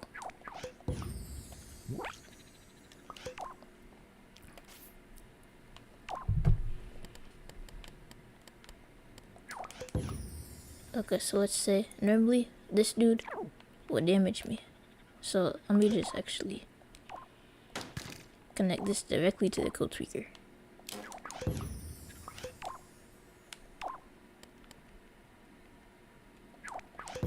So if I were to get in front of this dude, he would kill me.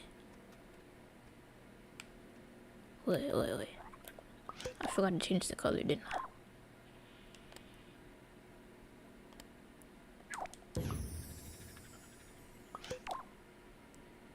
Okay. Wait, I didn't set a label, so why isn't it working?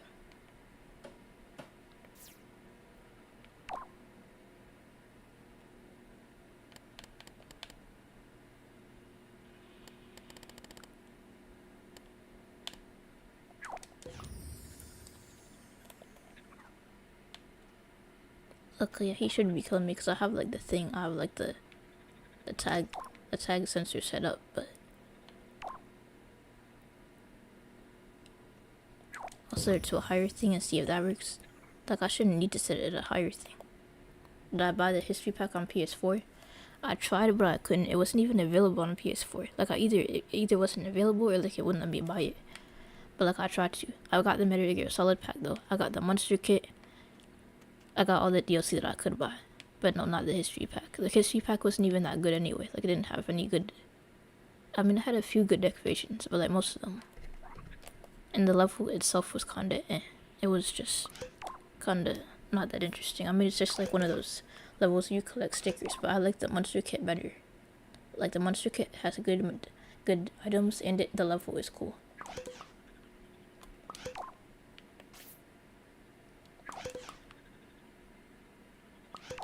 Is it because it's on a sequencer?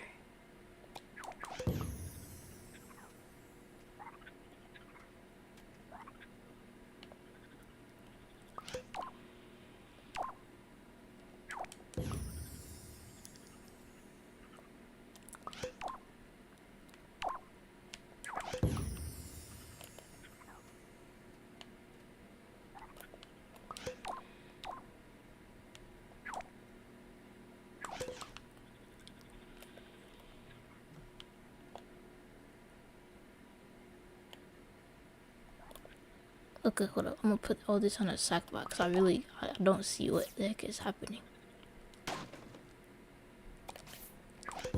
Like, I can't see the logic real time, and that makes the things a bit difficult sometimes. So I'm gonna see if it kills the sack over here. I didn't mean to move the grass. Okay.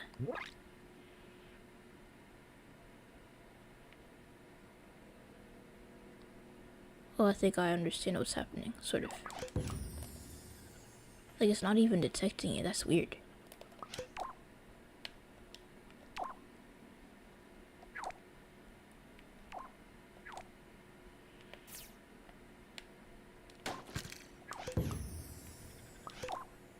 Like, is it activating too fast? Like, I feel like it's activating maybe too fast, but no, that doesn't look too fast at all. Like, sometimes that happens where, like, it won't activate if it's activating too fast. Maybe I do need to set a label.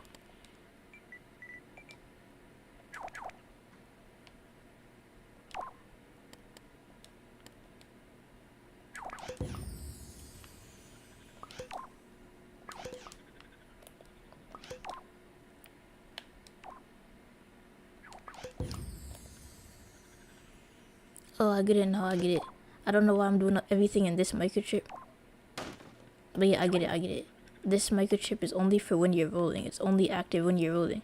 So placing stuff in this microchip is something that I shouldn't do unless it's logic that's like really specific to rolling. But yeah, okay. I'm glad I got that sorted out.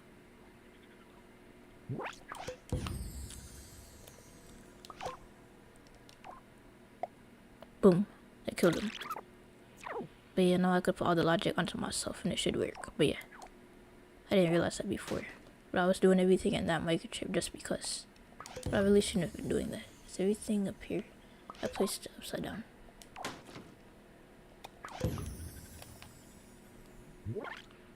Okay. And also I made that way too big. Like the radius, I made it real big when I was testing, but like it really doesn't need to be that big. Let me set it to 10.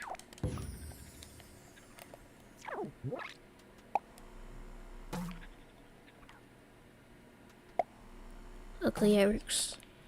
I'm gonna change the destroy thing though. Like maybe the spike.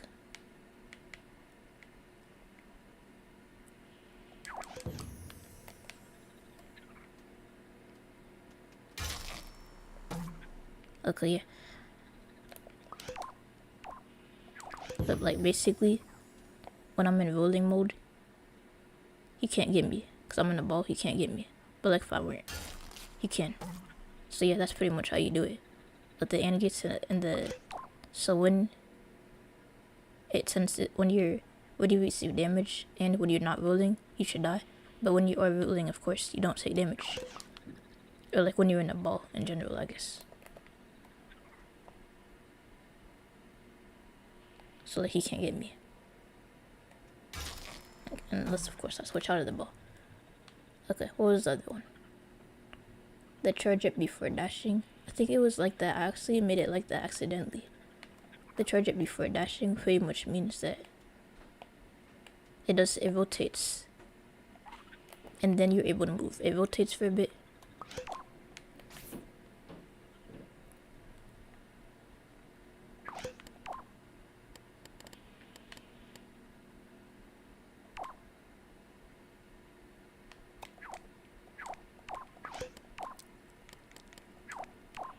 Okay, so I'm gonna make it so it rotates. What is this timer for? Let me place it over here. Okay, so when you press L1 and when it charges, let's say it takes like 1 second for it to charge up. I don't know how long it takes in Sonic because I don't play Sonic. Like I said, I only played the demo on my PSD. Do I have the pigeon costume for Swoop from Untapped Weapon? I wish I did, but I don't. It looks like a cool costume, but unfortunately I don't have it. I need to pause this so my timer doesn't run. Alright, so the charge up is pretty much when you press L1. And I need to change it to maybe start stop. Forwards backwards is fine though. pretty much means it will go forwards when you're pressing it, backwards when you're not. Start stop would work better, but like.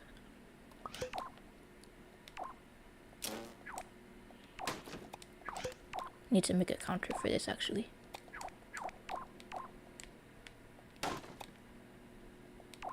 So I'll make it so.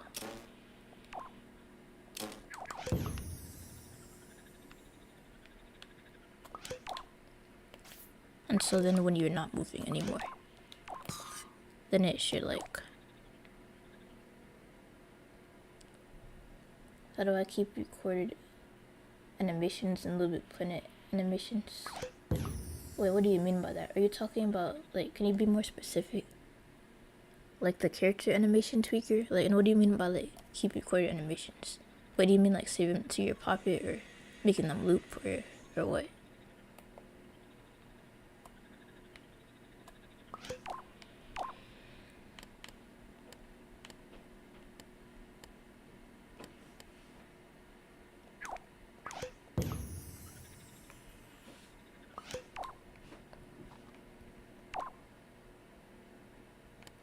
Okay, yeah, this was set to forwards backwards, and then when you're moving, and then when you're not moving, it should reset. I think that's what I was gonna do. Recorded sackbot animations. Okay, I'm gonna make a sackbot animation so I can see what you're talking about.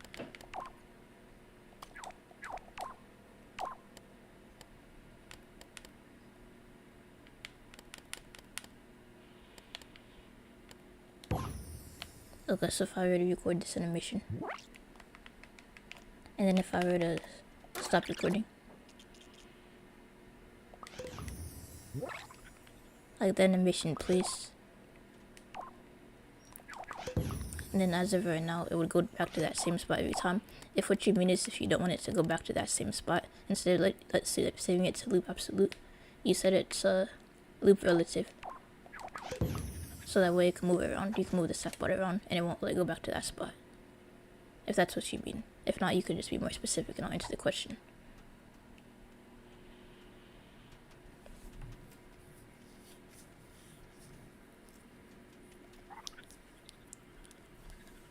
I'm trying to make loop an animation that will take some time, but when I save it, the animation doesn't stay in. Okay, so like basically when you record it, what should happen is that you should be able to record the animation and then press stop recording. And then it should stop. So like if you're doing that, then it should work. Unless you're like, the only way it like wouldn't save is if you're like messing with it afterwards. I think like if you obviously if you change this to idle instead, like if you set it to idle, it's gonna like tell you that it's gonna delete it. But yeah, as long as you record after the countdown, then it should stay in, and then you could just like stop the recording by pressing circle, and it should save it. So like I don't know why I wouldn't be saving it. I don't really mess with the character rotation tweaker too much, but yeah, as long as you do that, just do it like after the countdown, and then you press circle to stop recording, and it should be good. Do I have the festive goodies pack only in LBP Planet 3? I have it in LBP Planet, all the mainline games. I don't think I have it in LBP Planet Vita though. I think I downloaded it for Vita, or like I don't know. I didn't see it on the store, but I downloaded it like from a different console. So now I just have to download it on my PS Vita. I think I didn't test it out yet. My Vita isn't even charged right now. But like yeah, like I have to charge it. Like it's like not charging. I don't know why I haven't played on it in a bit. I want to play on it though, but like.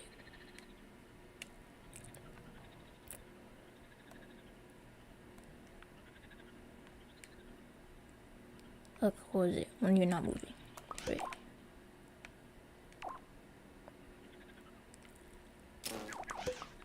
Okay.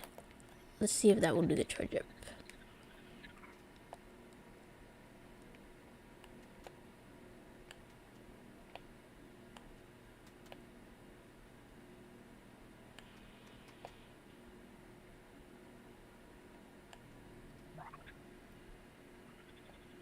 You show me how to make explosions? Okay, sure.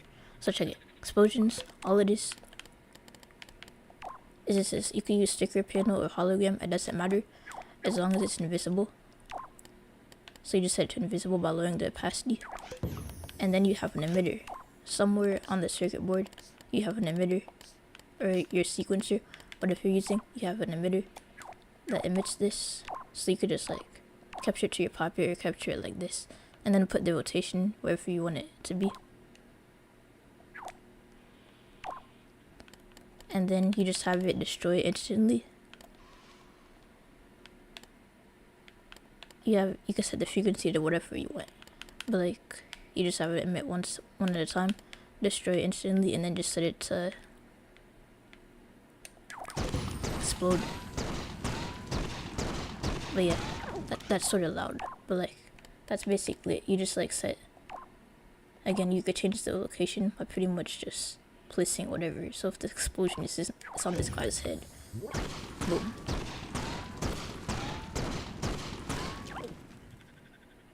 But yeah, it's invisible hologram or invisible sticker, panel, either one should work. What was wrong with LBP3 DLC? I don't know what you mean by that, but like some of the DLCs unlisted.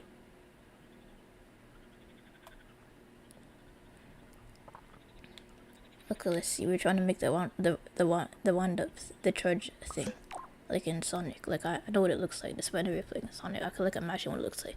You roll, it like rolls for a bit, spins for a bit, and then you could go. I was doing this thing right here, the timer. So I'm gonna do that on the Sackbot for a second, so I can better see so I can easily see what I'm doing.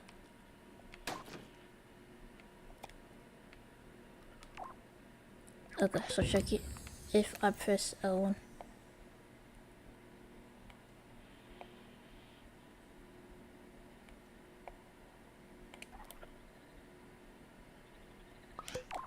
okay, so I'm gonna connect L1 to this right here. Then, if it's not already connected.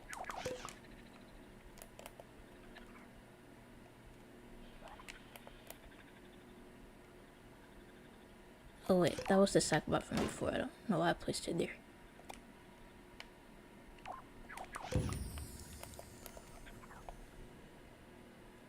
But yeah, this is the charge up.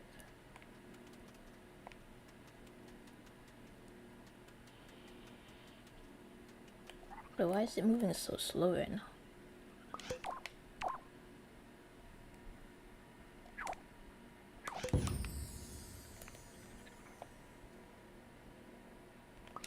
Oh, the counter is not set to 1, it's set to 10.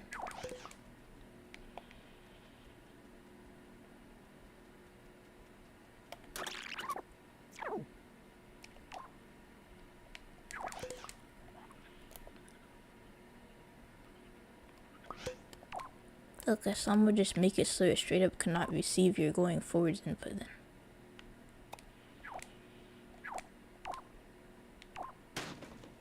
Instead of making it so it can't move, I'm gonna make it so like your left stick, it shouldn't be able to receive that. Wait, no, we're not doing a Sackbot. How would we do that with this?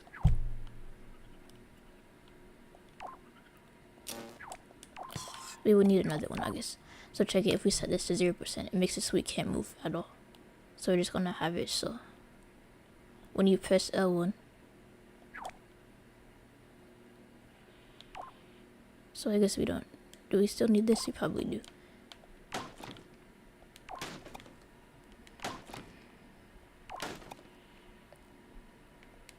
Should move some of this logic so we have more room to work.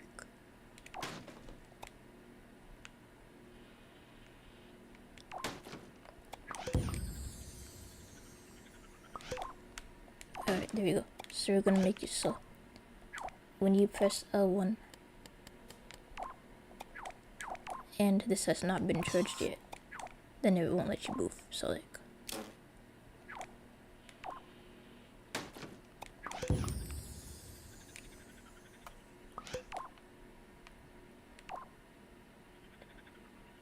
Okay, so L1, and then the charge, and then 0. So like, this should work.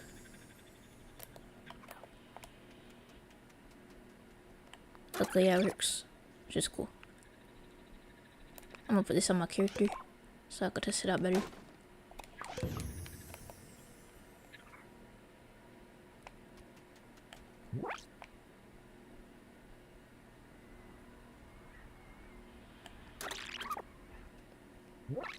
But yeah, I'm gonna make the charge not 1 second. I feel like that's a bit long. Maybe 0.5 or 0.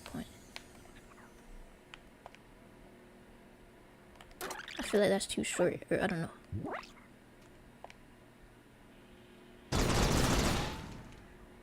Oh, and then of course we have that.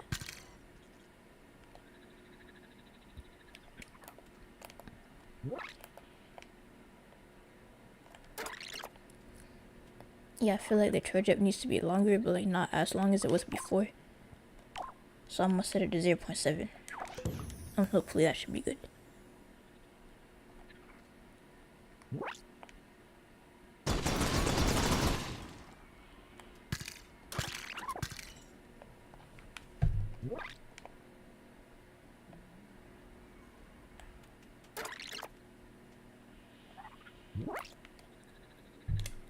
But yeah, that's the charge up.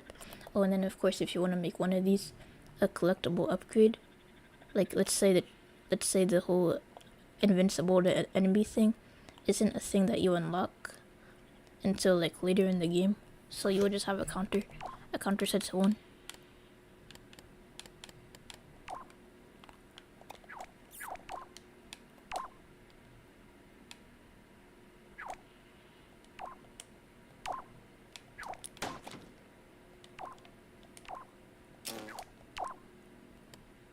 Okay, I'm gonna test something. So like, right now, do I have this on the SackBot, or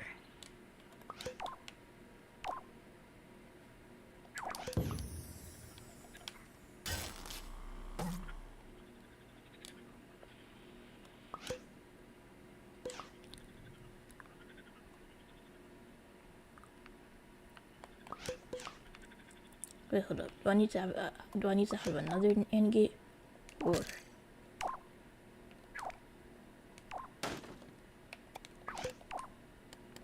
okay? Yeah, I guess I need to add another AND gate.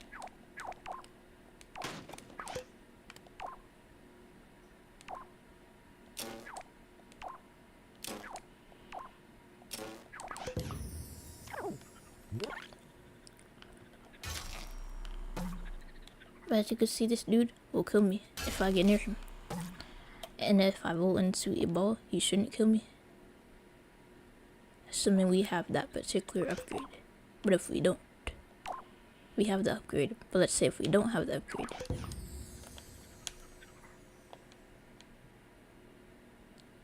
Wait, did I set it to 0?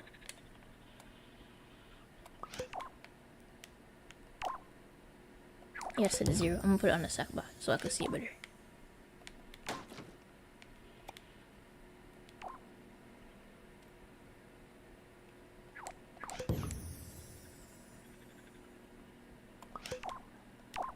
Alright, so let's see.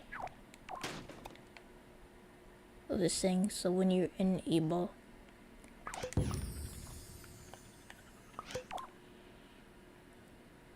so when you get hit and when you're not in a ball, you do damage.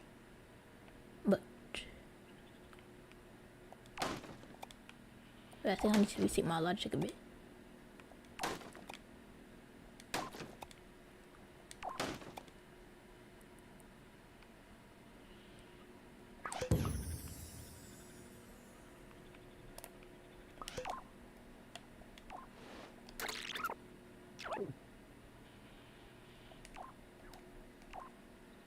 Okay, so this dude right here, as of right now, he should be getting killed.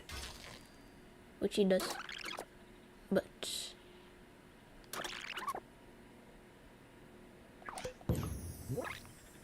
if he's in a ball, he shouldn't get killed. So let's see.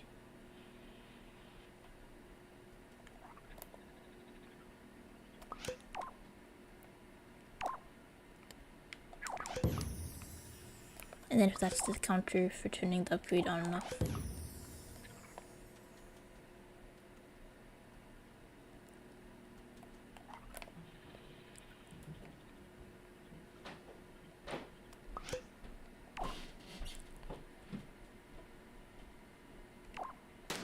Well, I'm gonna try something.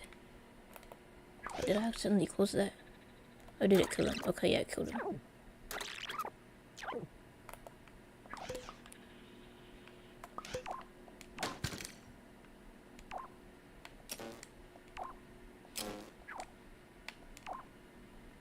Circuit node is pretty much the same thing as our AND gate, but sometimes it makes it like easier for like my brain to understand if I see a circuit node instead.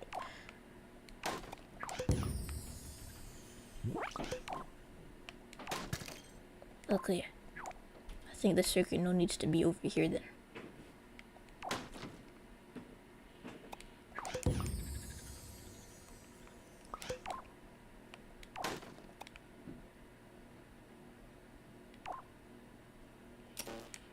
So maybe in between here.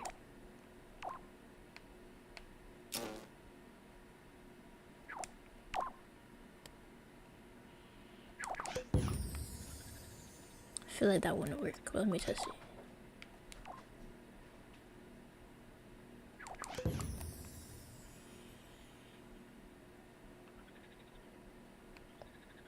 Okay, so basically what I'm trying to do is I'm trying to make it so it disables the thing if you haven't upgraded, if you haven't unlocked that ability yet. I'm just not looking at my logic very closely.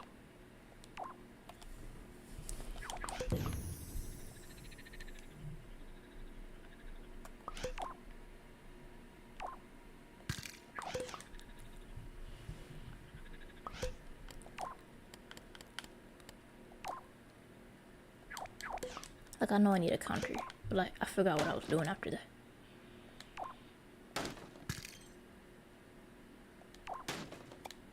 Okay, let me explain it from the beginning. So check it. What this is saying is that when you're taking damage, and when this is not charged up, when you're taking damage, and when you're not in the ball, then it should kill your character. So I'm trying to make it so when you're taking damage, and when you take it should only protect you from being in a ball. Should only protect you if you've unlocked that like part of, if you upgraded your roll into ball ability enough. So this represents the upgrade. So I just have to fit this counter into my logic. I'm just not thinking very carefully about it enough. Okay, so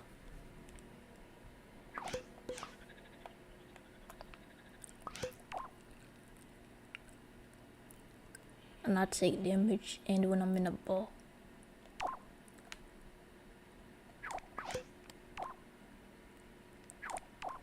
Like, I feel like I need to add another AND gate or another port, but like I don't know where exactly, like I forgot.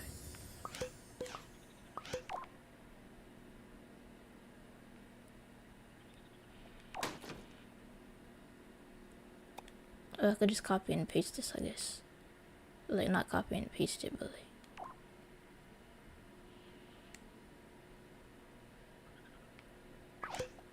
Yeah, I'm just like thinking too fast right now, or like not thinking carefully enough. Wait, hold up. I'm gonna take a water break. Back in like 2 seconds.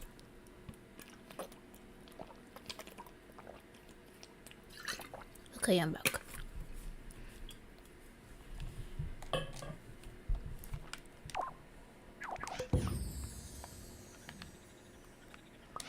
Okay. As I always do when I wait, what did I do here?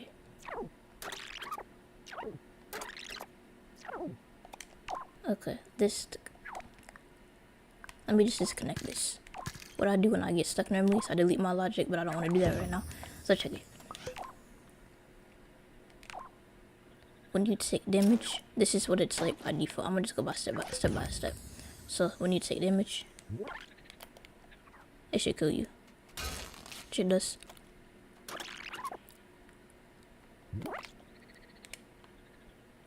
And then wait, what is this timer even for? I forget what the timer is for. So maybe I could delete it and it won't make a difference. Oh wait, no, I needed that for this. Oh yeah, that's the charge up timer. So that represents when it's actually like charged up and in a ball. Cause like when you're charging up the dash, you're still vulnerable. Okay, so when you take damage, what are your favorite DLC shirts? My favorite DLC shirt's probably the one I'm wearing right now, the Fix Me Hook Hat shirt. That's pretty cool. I like it because it's wrinkled, just more realistic. And I like the LBP3. I like this shirt right here because it's also, I think it's in LBP Vita as well. So that means I could like make costumes with this shirt and LBP Vita. I don't know if LBP Vita has the Peace Day t-shirt, but I like this one better because it's not shiny. I mean, yeah, it has a texture. But yeah, those are probably my two favorite DLC shirts. I guess the Run Sackboy Run t-shirt is cool. Even without the stickers, it's cool. But yeah, this one right here, I like this one too. This is probably the only launch shirt that I actually have. Like, you get it just from playing Sackboy Run. You don't actually have to buy Run Sackboy Run like the first week. So that's pretty cool. But yeah, I like those three. But yeah, normally you should take damage, but being in a ball should protect you.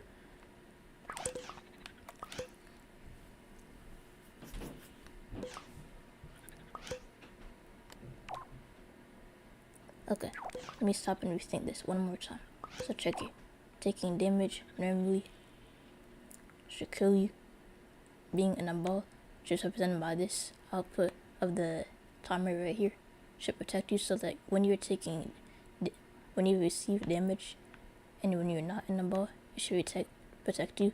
And then this upgrade rate, that only applies if there's an upgrade though. So like, I feel like I need to add another end gate. So, or maybe an OR gate actually.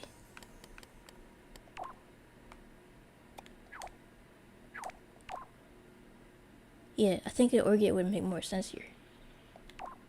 Like, hold up, I'm gonna show you after I do it.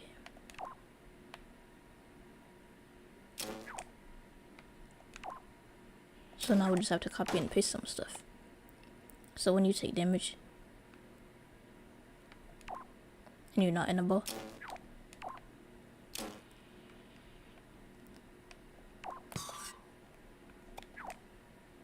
and then when you take damage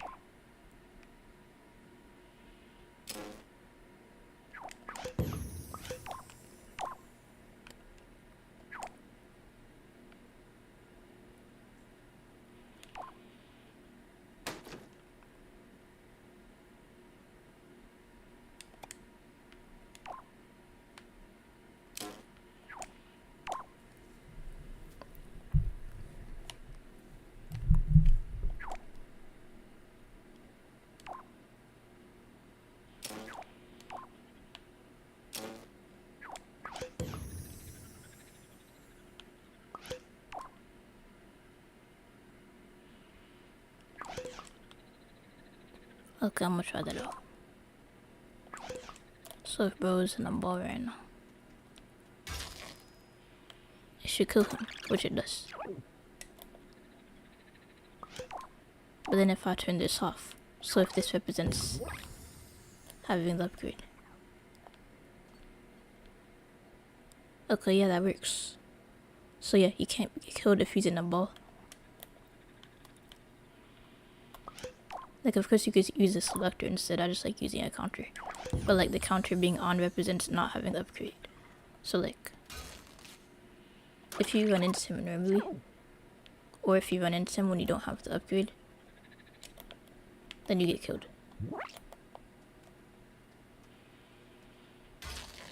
But yeah, that's how you do it. Using a selector would just make more sense.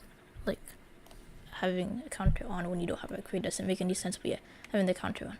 So pretty much what you would do to make this upgradable ability is you would have like a tag sensor or a quest sensor. You could use a quest tweaker or whatever, but pretty much you just have this set to upgrade. You could set it to upgrade, and then of course you have a thing, an actual physical thing in your level that you could collide with. And then that would reset it to make it so the upgrade actually applies.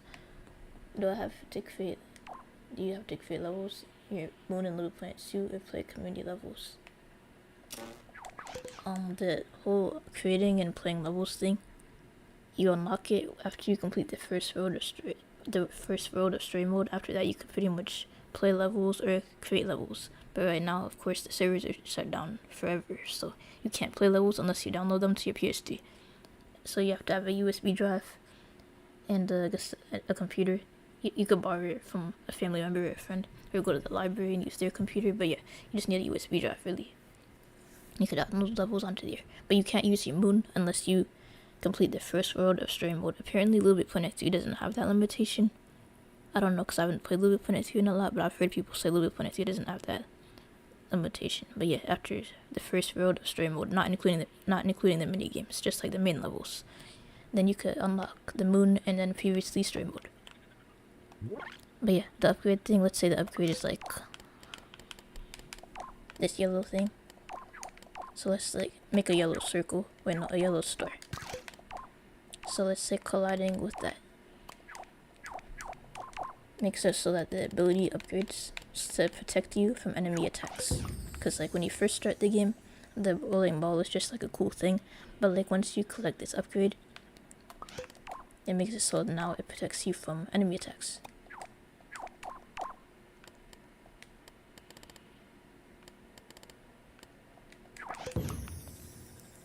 So you have this Sackbot, and like I said right now, the dude is about to be killed. Even if he's in the ball, he'll still be killed. But then he collides with this upgrade right here.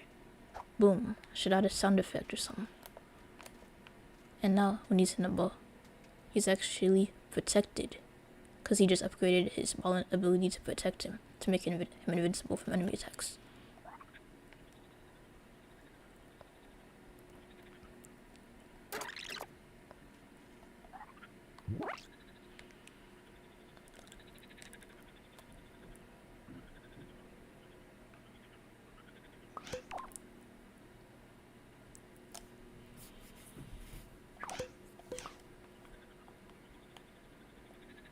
But yeah, I think that's pretty much it. So yeah, here's what we did today for my anniversary stream. I recreated the roly-poly video from this old video right here that I made 3 years ago. Like 3 years ago as of yesterday. So I made the old version. I made a new version with the regular rotator. I'll show you that. It looks kinda whack compared to the new version with the character rotation tweaker. Like, it looks kinda weird. And then the new version with the character rotation tweaker.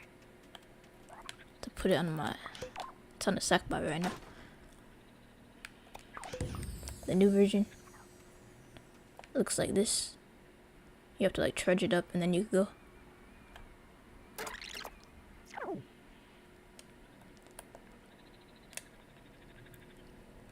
And then I added some improvements. I made it so it could break objects, so I'll show you that. So check it. I have this thing right here. Oh, I accidentally got killed by that dude. And you can knock down enemies as well. What was the other thing we did? Invincibility, so that's what we did. So like, rolling into a ball makes me invincible to attacks. And then the charge it before dashing, like we can't just go, we have to charge it, and then we could go.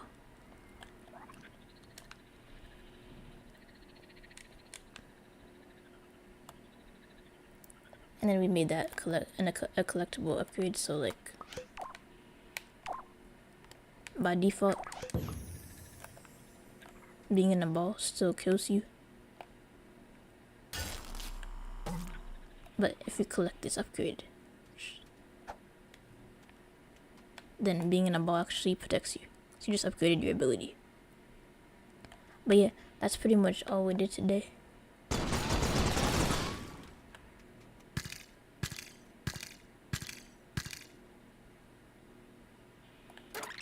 And yeah, thank you everyone that joined. And I hope you have a good rest of your day. And yeah, Crazy, 3 years on YouTube. And oh yeah, like I said before, the announcements, I should probably go over that one more time. I'm streaming again next week. Videos coming this summer once I fix my audio issues, which shouldn't take too long. I don't know if I have to get a new mic or what, but it's probably just like a simple fix. But I haven't had time to mess with that because it's school. But yeah, I'm streaming again next week most likely because I don't. This week is like my last week of school. It's literally just exams. They're all online, so I don't even have to come into school. I'll be done with school after Wednesday. And then I'm gonna be streaming again next Sunday and probably like every week during the summer. But yeah, thank you everyone that joined my anniversary stream. 3 years. 3 years on YouTube.